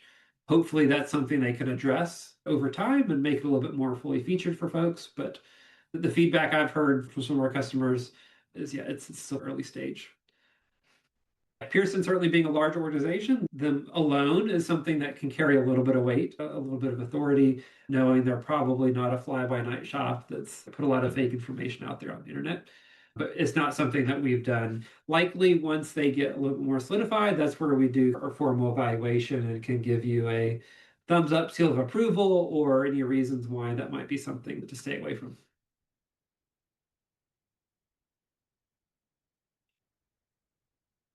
All right, and speaking of some of those major limitations, the most common limitation when I think of problems with AI, it's one of those, if someone could figure out how to solve this, they're going to be a multi-billionaire overnight, is how to keep AI from hallucinating. Or I know in mental health connotation, sometimes hallucinations can be a stigmatizing word. So sometimes we just call it errors or confabulations or mistakes that AI can make.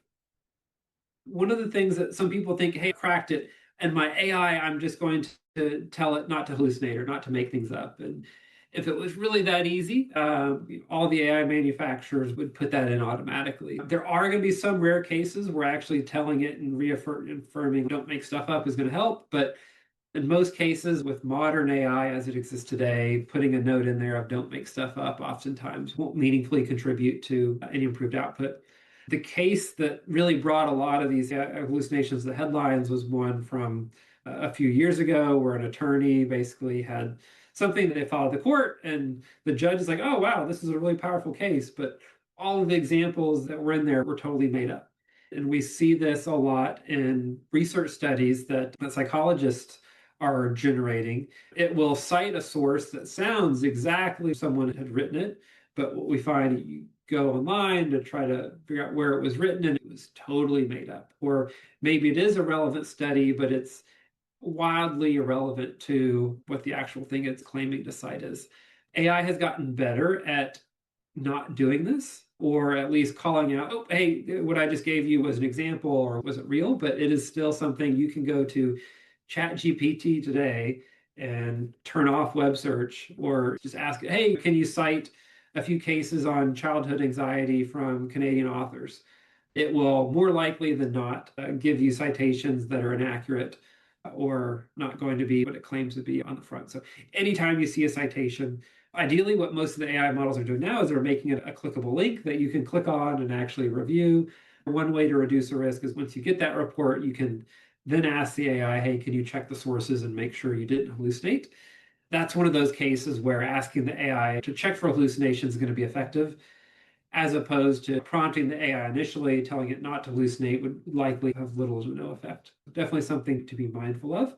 Even things like DSM criteria coming up, if there's some new criteria that just came out within the last year or two and the AI isn't up to date on what that means, oftentimes it will either reference something that is outdated or will sometimes just totally make things up out of the blue in a way that could be harmful. And one of the things that's really interesting uh, that is happening, the more these AI hallucinations are actually showing up in research studies and clinical reports, those then make it out on the internet. And the AI is now, oh, look, here's a particular criteria that I wasn't aware of. Yeah, I'm going to add this to my brain. It's, oh, no, this was a mistake. This never actually existed in the first place, but it's starting to think that it's real.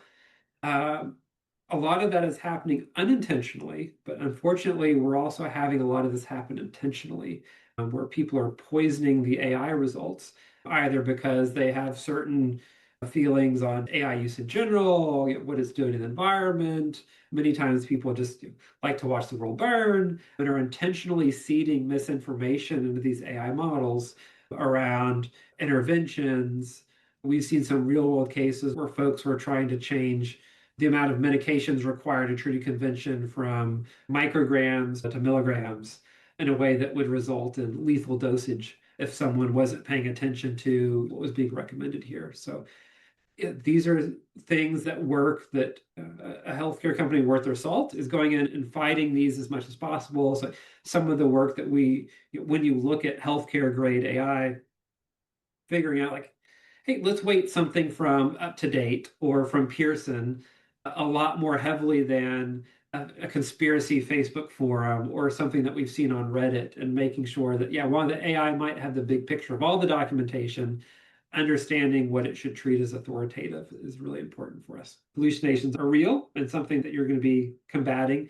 Interestingly enough, though, the more you use AI, and particularly once you get into the hundreds of hours of using AI, you can begin to develop almost an intuition around what might be hallucinated, or, hey, I'm going to phrase this in a little bit different way because I think it might prevent a hallucination.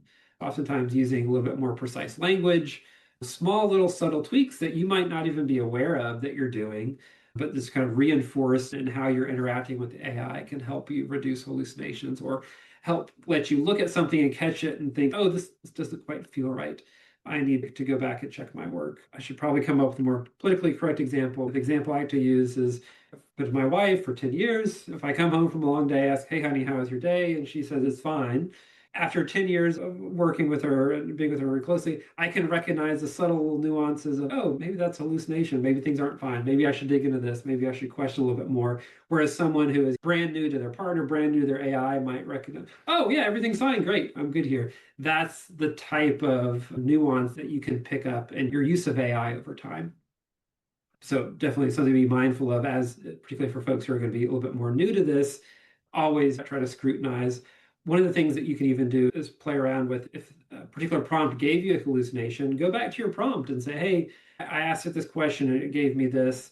Let me reword some of this. Like, how could I have rephrased it? Maybe instead of using this kind of vague generic term, I'm going to use very precise terminology and figure out, did that hallucination go away or is it still there?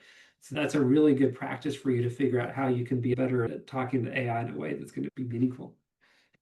Josh, I can add to that. With an experience that I had probably, I don't know, 6 months ago or so, there was a publicly available questionnaire that I thought might be helpful for a client. But if I printed it off of Google, the formatting was awful.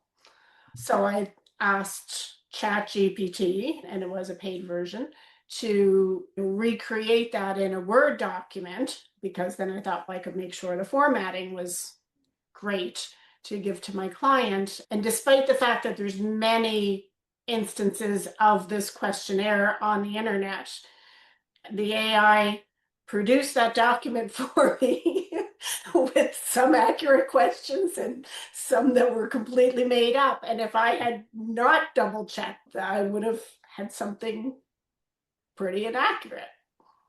It is important to always check the work to make sure that it's accurate. Absolutely, absolutely. And yeah, we'll talk a little bit about even automation bias as a phenomena that pops up. We're like, oh yeah, computer did it. It must be right. Because that's what we've seen a lot of our AI in the past. It does a really good job of traditional AI, so non-generative AI. You might have seen it like, hey, it can look at a student's grades are going down, a student's attendance is dropping, like all of these things the AI algorithm can feed in and say, oh, this is a high-risk individual. We should follow up with some interventions in a very highly reliable manner. And that same reliability is not there in terms of this generative AI for a lot of different reasons, but a big part of it is it's just that type of AI operates very differently from, it's called deterministic AI versus this generative AI. Definitely a lot of new stuff to be mindful of, because we do see in the headlines every day those examples of folks that let stuff slip through when they shouldn't have. It's almost becoming worse now that AI is becoming more consistent at giving you output. If it's one of those things where, yeah, every third time it's generating this error, you're going to be a lot more attuned to the mistakes that the AI is making, as opposed to, oh, hey, the last 99 times that I asked it this question or gave it this task, it did it flawlessly. That 100th time is going to be a lot harder to miss than, or a lot easier to miss than when it's making a mistake every third time. So that's definitely, we're seeing that biting a lot of folks. Important item, maybe not as visible, but still occurs quite a bit behind the scenes, is what we call knowledge cutoffs. It's kind of the technical AI term. So this is when a company like ChatGPT goes out and says, hey, we're making our new model, it's ChatGPT 6. They're then going to take all the data off the internet. If they've been able to license certain data sets, they're going to take all of this and they're going to say, great, for the next month, we are going to now let these computers crunch on the data, and then we're then going to release that model. And so let's say you're using the current generation GPT, the latest 5.5, that is trained on data that is already, I believe that cutoff was 6+ months old. So even though you're like, hey, this model just came out last week, if it's not in its knowledge training set, it's basically blind to that, with one exception. Many times, and particularly if you were to ask, hey, what happened in the news today, the AI is going to realize, oh, I've got no information about what happened in the news today, so I'm going to then do a web search. And I'm going to go out, I'm going to try to figure out, okay, hey, based on what I see on the news, this is the answer to your particular question. For many clinical tools, because there really isn't a way to take potential sensitive client data, personal data, and make it to where it's safe to go to. The two big search engines are Google and Microsoft Bing. Most of these clinical tools, and if they're doing it right, all of them are basically not going to be able to do that web search. Because I mentioned back before, an AI might be able to look at your data and say, hey, I'm not going to give any sensitive data to Google or Bing when I help the user. But if that's only 99.9% accurate, you still have some chance that the AI makes a mistake and accidentally sends this sensitive information to Google when it's doing its web search in a way that could cause some privacy issues. Many of these are going to be limited. There are some tools out there with Pearson where it can go out and it can reference its own internal databases in a way that they can guarantee is going to be compliant with some of the security assurances and compliance assurances that are needed. But otherwise, many of these models, you have to realize there's going to be a pretty big gap. Particularly if we've got folks asking AI how they should safely use AI, oftentimes the irony there is that can be one of the worst cases because it is changing so quickly. So something that might have been cut and dry, oh yeah, absolutely, you can do this. Because of new regulation that might have just came out very recently, it could very confidently give you the wrong answer. So that's where things like, here's a few articles that I pulled together, here's a new regulatory announcement that's a 500-page PDF that I can't look through. Can you give me the highlights, or can you tell me, how would this particular piece of, maybe it's a broad healthcare regulation, you could say, hey, I'm a school psychologist in New Brunswick in this particular area of specialty. How does this impact me? And so now it can take those 500 pages and say, oh, okay, only these 3 sections are relevant to you. That's an area where AI can excel. Let's see, so we've got a question, how can we instruct the AI to only take information from pre-selected sources, PubMed or PsycInfo? So a big piece of that is some of what we can do at the tool levels. We can basically say, hey, I want you to treat knowledge from certain data sources as more or less reputable. Certain tools are going to basically license information from PubMed and say, okay, we're not giving you access to anything on the internet, but we are giving you access to PubMed. So PubMed is an example of an organization where you can basically let your AI tool talk to it and ask for bits of information, and it will give it to you, and it will even cite the individual article. So there's some tools that, because there's no clean way to get data from the internet, are going about it that way. One option is basically you give the AI the data, it trains on it. One option is like with PubMed, they don't let you do that, but they do let you basically have your AI ask questions of PubMed that can then come back and give you that citation. The automation bias, we talked about that a little bit earlier. The example that I like to use is often a drunken intern, in terms of, hey, someone gave you something that sounds really well polished, but you never know when the AI is going to be off or is going to be totally making stuff up, even though 99% of the time it might be accurate. Different tools are going to have different rates. With BastionGPT, we just wrapped up, or a third party, a health system, just did their evaluation. I think they found a 99.6% accuracy rate in terms of their clinicians using it and judging the responses.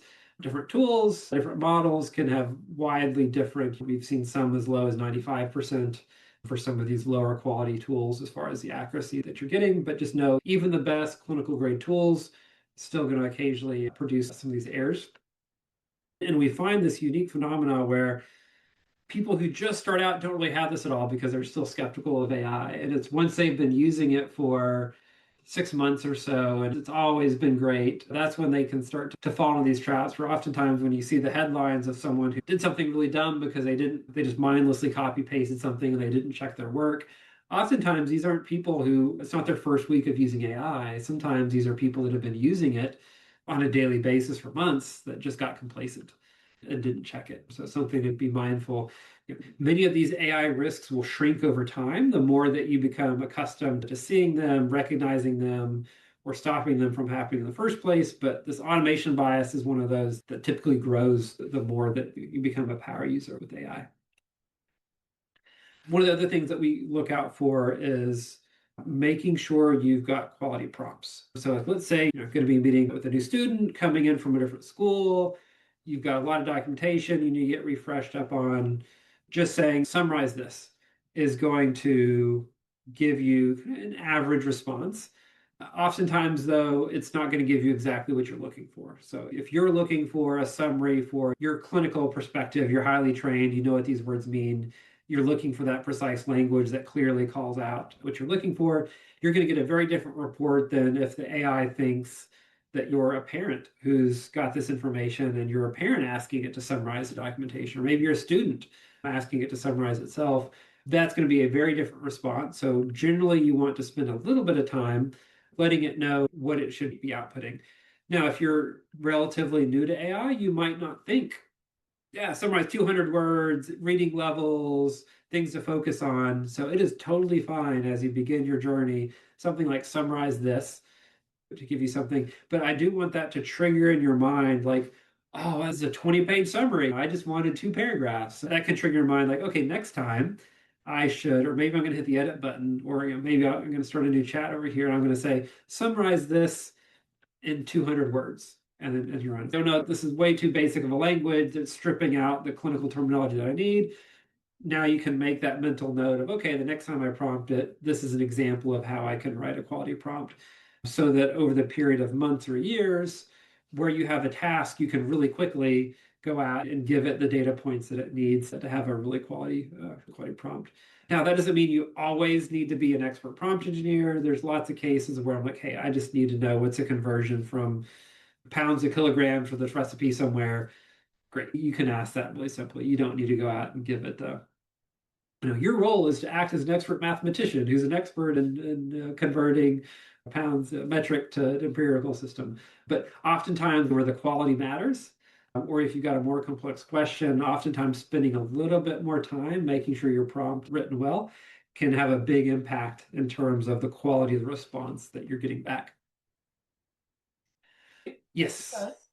Yeah. This might be a silly question, but if I said 200 words, is it literally going to bring back 200 words, or is it going to be more or less?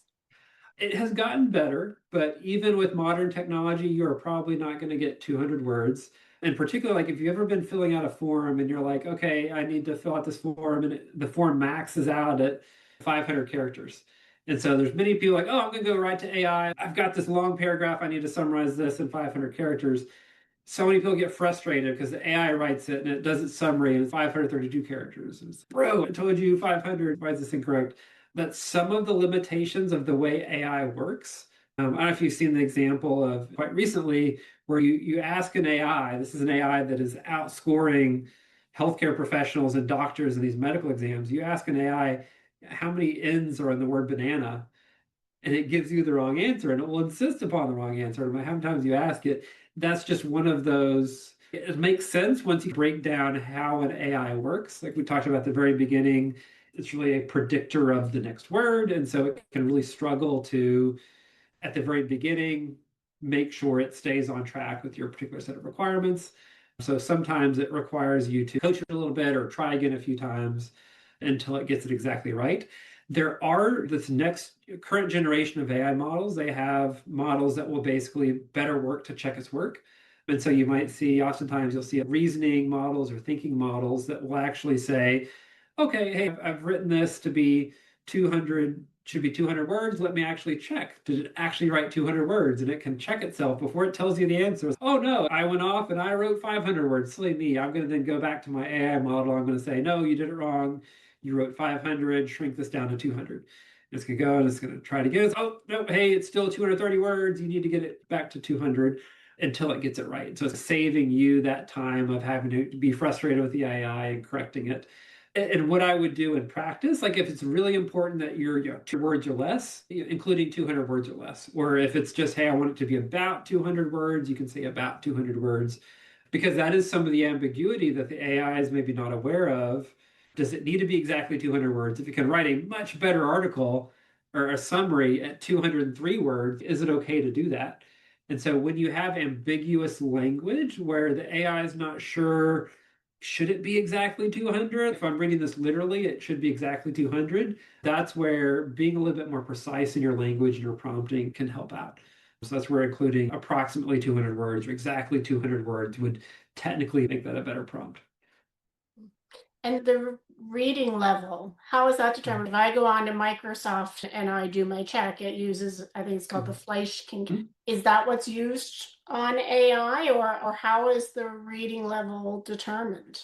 Yeah, and actually I prefer the Fleisch level. I think some folks don't understand quite as well. That's one of the beauties of these LLM, these generative AI models, is they treat words as meaning, and so they don't get hung up on necessarily that, okay, it has to be this exact structure. They can correlate really well what a grade 8 reading level is compared to this Fleisch readability score in a way that gives you a lot of flexibility. If you prefer it to be this way, as long as the AI has sufficient data and if it's been trained on sufficient data, so let's say there's some obscure scale out there that reflects readability, that if the AI has never heard of that, or if the AI only has 5 or 6 examples of what that looks like, you're probably going to get a lot less grounded. You're going to get a lot less accurate of an answer to what you're looking for than if you were to do a phrase that it knows a lot about, like a grade 8 type of a level. So yeah, you've got lots of flexibility there to either indicate a specific thing like grade 8, or even giving an example of, hey, this is a example summary of the way we, or maybe even a few different summaries of the way we like this to be reflected. So it can pick up on those nuances. And that's one area I didn't call it out in a separate slide because there's so many different areas to consider. But one of the areas that AI will fail miserably at or start to act incredibly erratically is around areas where it doesn't have much data in its data set. So if you were to ask it about childhood anxiety, it's going to give you a really fine polished report. If you have some obscure medical condition, particularly as if it's relatively new, and if it's only got maybe one article or one study that is trying to pull all this information from, it can still have a general idea of what that particular condition is, but the depth of its knowledge and the quality of response that it's going to give is going to be highly erratic. You can ask it the same question twice and you might get wildly different answers. So something to be mindful of if you're asking the AI to generate some content on something that's really well known and really well studied, you can rest assured you're probably going to get very reliable, solid answers. And the more you get to be very specific of, hey, there's an outcome that's happening because of maybe this particular school policy that's only popular in this one particular district of schools that the AI just has no information on, expect it to be erratic. Check the work even more closely than what you might otherwise do. Which I believe is actually one of the biases that we'll talk about come up here in this section. So AI has been trained on, what I mentioned there, basically a copy of the entire internet. And ideally where we can find those authoritative sources like Pearson, APA, UpToDate, WebMD, things like that, we certainly try to do that. However, even those sources are made by humans that make mistakes. They have their own biases. Oftentimes, the data that is being absorbed by the AI is data that it gets from these health systems, medical centers that have these well-funded research studies. Oftentimes, the patients of those well-funded health systems are coming from wealthier areas, oftentimes Western English-speaking areas. And so it can really drastically underrepresent some of the more vulnerable populations or some of the minorities in a way that can show up in how it's responding to you. There's some things that we do to try to mitigate that, and we'll go on a little bit of the next slide of how you can recognize that and how you can mitigate some of that when you do see it. All of the major AI companies are working at, hey, how do you take data made by humans and have an AI that's actually better than the sum of its parts?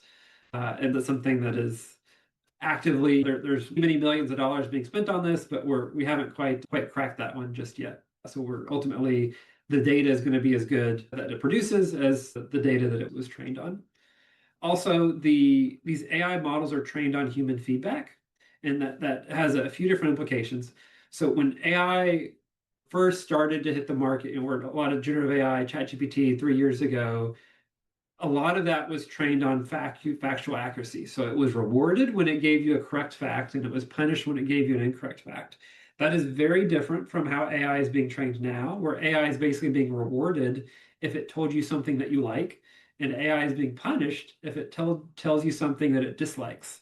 And so you might have seen certain version of AI models will occasionally become extremely sycophantic to where no matter what you say, every idea that you have is amazing and is patting you on the back and this is brilliant, you're the best person ever. And they rein it in, and we're trying to find a good balance.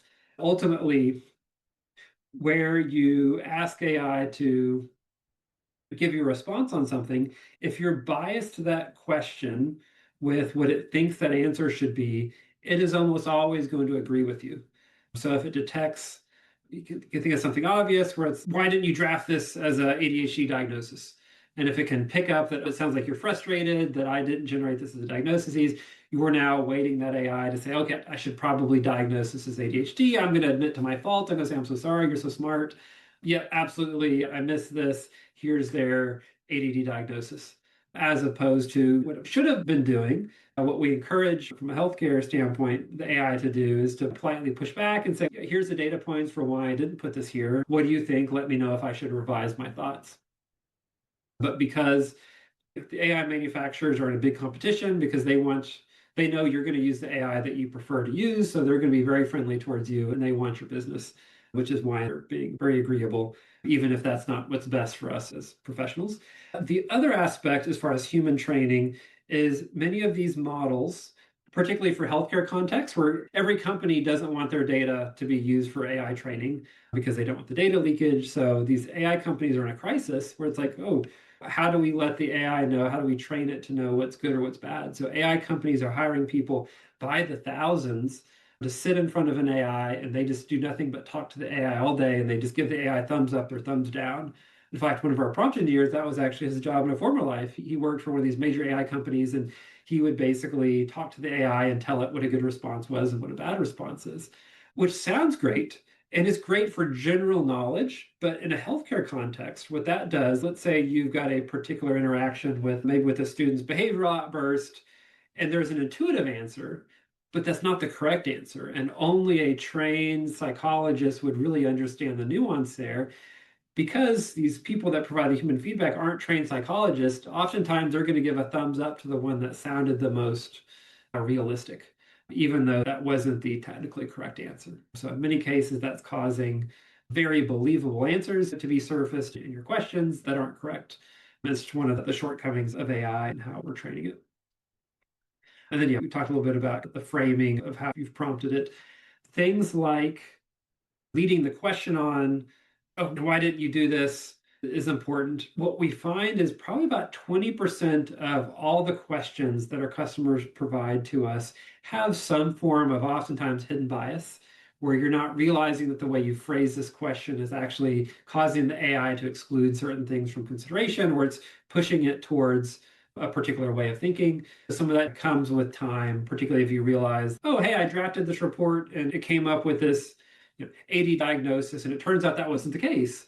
Some of that can be a forensic look at your thought process and, hey, how could I have prompted my AI differently to have seen this? Or did I bias the AI in this particular response differently? How could I have had it approach this with more of an open mind? And this is even one of those where if you do want it, if you're asking it something and you want it to keep an open mind, you can absolutely put in the prompt, hey, please keep an open mind. Please feel free to push back on me if you've got something that you think is incorrect.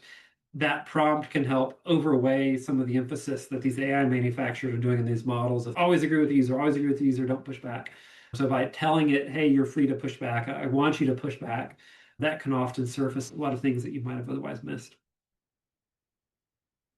So as far as ways to specific risk and ways that we can compensate for some of that, particularly what you might find in Canada, because a lot of these models are trained on even US diets, the ratio of US data sets to Canadian data sets is vastly different, and that does have an impact as far as the output that you're going to get. So if you're getting a student who is hyperactive in class and you're looking for what are some dietary suggestions outside of my exact area of expertise, so forgive me if the terminology is not correct, but a lot of times what the AI might do is it might recommend maybe elements of a high protein Western diet as opposed to a more maybe carb heavy if that's more culturally normative in your particular region, recognizing that the AI can oftentimes suggest things that aren't in line with some of your norms. These are some of the things that we do when we select our models or when we tune our models. We will actually ask the AI, hey, generate this particular dietary recommendation. But then we'll put, okay, hey, you're in New Brunswick, generate this recommendation. Figure out how did that change? Did it change appropriately? Did it change inappropriately?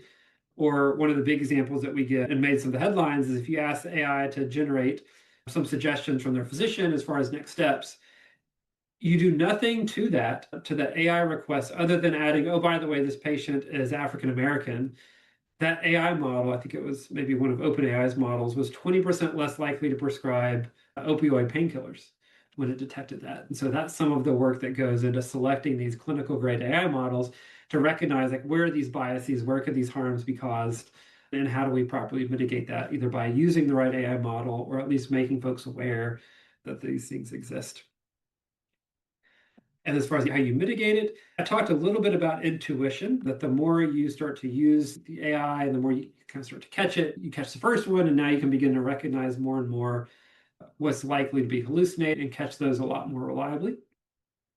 And the big piece as well is keeping that, the common phrase is human in the loop, but making sure you are sitting between what the AI generated and some sort of an output that could put a human in harm's way or that could impact your reputation or have some other type of major impact. Because at the end of the day, it is not an acceptable defense in Canada or in the US to say, no, AI, generative AI told me this, and therefore I'm off the hook and I can blame the AI.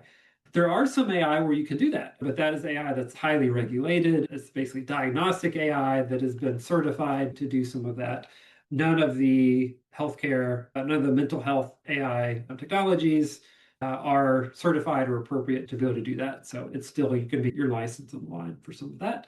So it's like Aaron's asked if BastionGPT is programmed to avoid giving those answers that the users prefer. Yes, that is a big part of what goes into our training, and we treat this as a multi-layered approach.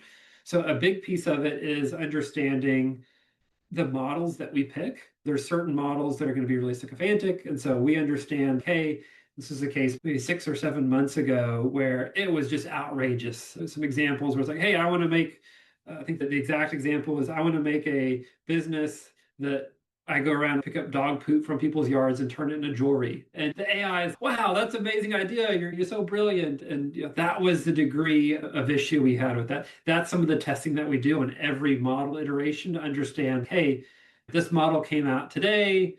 Is it ready for prime time? We have weeks. If it's a really powerful model, we can circuit that, we can fast track it and do all of our testing sooner in a matter of days to figure out, okay, you've got this model, it claims to be 15 IQ points higher.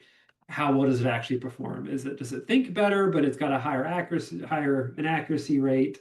Is it telling people what they want to hear in a way that's going to be harmful? And so in many cases, we say, yeah, this model is technically more intelligent, but at what cost? Or sometimes it's even, oh, we're going to allow this AI model to do things that require creativity, but if you've asked it to summarize a chart or summarize a particular session, we're going to say, no, you need to keep hands off of this because you've got these safety, these security issues, or some of the things that we do. And even some of the training that we do for the particular models to make sure, hey, when you use this, you have a lot lower leash. You need to be thinking a lot less creatively, focus a lot more on the facts and less on trying to please the user. So yeah, absolutely something that we do. Josh, can I ask, in these models where you say the training is not on our information, what is it training on then? Yep. So a variety of different data sources. The most weight that the training has is basically its copy of the entire internet. And so you have a lot of experiments that were done. Hippocratic AI is a really popular example. They raised $50 million. It's an AI that was trained on nothing but clinical documentation. It was one of those that had a lot of promise, lots of investors. When they released their model to the public, what they found is actually in clinical practice, that scored worse for most of the answers that this group would be concerned with. Actually, it scored worse than the off-the-shelf AI model that came out just that week prior. So there's a lot of very unintuitive things that happen with AI model and training sets, and particularly when it comes to giving the AI the broadest understanding of different data sets, can often make it more intelligent just because a lot of people's theories, even experts in AI, their theory was, no, let's just give it nothing but high quality data and we're going to get the highest quality responses. And interestingly, a mixture of high quality data where you have it, but also a broad set of data when it comes to training the model actually produce the greatest results. So that's where we absolutely license individual technology, where we figure out like, hey, this model's been trained on nothing but medical documentation. If that's going to give us the best response, that's where we're going to use that particular model. But at the end of the day, we're going to let the data guide our decisions, and we're going to let our clinical advisory board guide our decisions on which models we put in front of our professionals. The other thing on bias, I mentioned having those leading questions is important, but also the wording that you choose can be very important. If I were to say, hey, the student was acting crazy in my class today, please note this in my particular report. Using the word crazy is not a very precise term. It's often associated with less scientific language. So the answer that you're going to get back is probably going to be less precise and less scientific. These are also some things that we do to try to tune that out of our models, but it really helps us with a good deal. And particularly if you're using other tools, using something like, hey, my student was behaving erratically is going to give you generally a lot better of an output by using the right phrases. And then the last one I have, very important, particularly for folks who are going to be new users, but I do have that asterisk there. So once you feel confident in your AI use to break this rule, I'd say feel free to go for it. But oftentimes what we find is we really want you to be aware of AI, all these AI harms, where AI can trip you up, where AI can change your thinking. We want you to have a good least a couple few months of experience working with it before you let the AI bias you by drafting up a diagnosis. So generally want you to say, hey, I had a session with this patient. I think they have ADHD. Now I'm going to have it generate this, as opposed to here's my rough notes, or here's a session, generate this up, and then look at it and say, oh yeah, ADHD, yeah, that makes sense. I'm sure that's right. We see many folks are jumping way too quickly to that later stage before they're prepared, and that can cause some real world harm. So I do see we're a few minutes out from time. Any other questions for me? Any topics we want to jump on?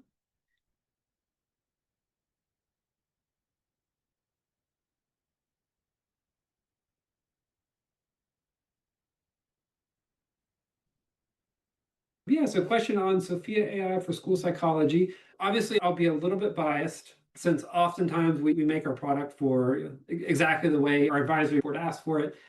I haven't used Sophia AI personally. And some of this is also a selection bias when customers come to us from the other products.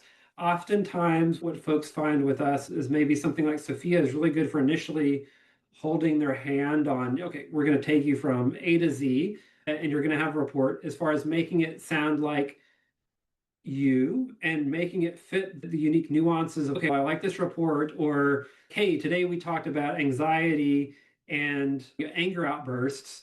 But if your session talked 90% about anxiety and 10% about anxiety outbursts, sometimes a model like Sophia or like Schoolstick II, a lot of times it will try to give both equal time, as opposed to the knowledge of, oh, no, okay, in this case, we talked a lot more about here, so I should make sure to have kind of an equal time given to the clinical weight and the weight of clinical discussion. So that flexibility and ability to adapt is one of the things that it might make it a little bit more intimidating to use such an open-ended tool for Bastion GPT, where it's not a matter of, hey, click your note, hey, click your template, and then hit go. But what we find is over time, that's going to give you the answer that ultimately gives you the highest quality response and saves you the most time at the end of the day. Highly recommend, try them all. Most all of them will have a demo for you. And as you're trying that, you can even reach out to one of our experts and we can help you walk through if you got hung up anywhere, or hey, I'm torn in between these, and we can help make sure you've got the right decision, because ultimately these tools are saving so many folks time. We have so many examples of folks like, oh yeah, I don't know if I should use AI. It feels a little bit dirty, to just in a matter of weeks go, I don't feel safe if I'm not using AI. I could never go back to this. I would quit my job if I ever had to not have this type of time savings, or to allow me to be present with my students and with my folks and let AI do a lot of the less meaningful work.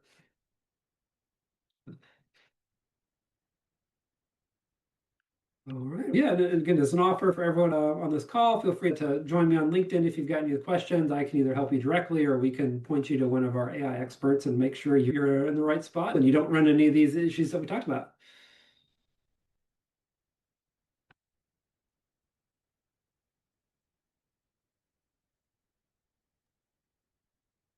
I think there's one more question in the chat from Oh, Gina.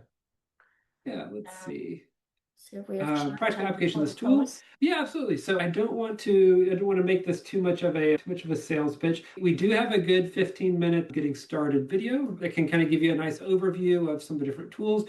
We're working on our newest version, because we have added so many new features like AI automatically recognizing and labeling who the school psych is versus who the student is and the parent, as well as walking through what some of these workflows would look like, such as typing in, hey, I want you to summarize my rough notes into a functional behavior analysis. You can look through this and say, oh, this looks great, but there's a lot of bullet points here. I don't want you to go through bullet points, so here you can write it. And this is actually a really popular prompting technique. Sometimes giving the AI the same request in different words can make sure you get exactly what you're looking for. So here I told it, report in a narrative format and not bullet points as synonyms, but by giving it both those, you make sure the AI really precisely knows what you're looking for.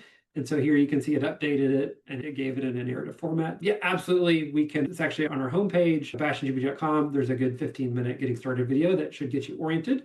Or there's also a link where you can talk to one of our people, and they can actually meet with you hands-on, one-on-one, and you can walk through, hey, this is what I want to use it for, and they can hold your hand, show you our pre-configured examples, or we can work through your exact workflows and figure out if this is a good fit for you. That's great. Thank you, Josh. So Josh, I just want to thank you on behalf of our committee for this session, for sharing your expertise with us. It's been incredibly informative. I feel like I've learned a lot. I've learned so much. I've learned new details, new information, some helpful tips. Saying don't make stuff up is ineffective. That's good to know.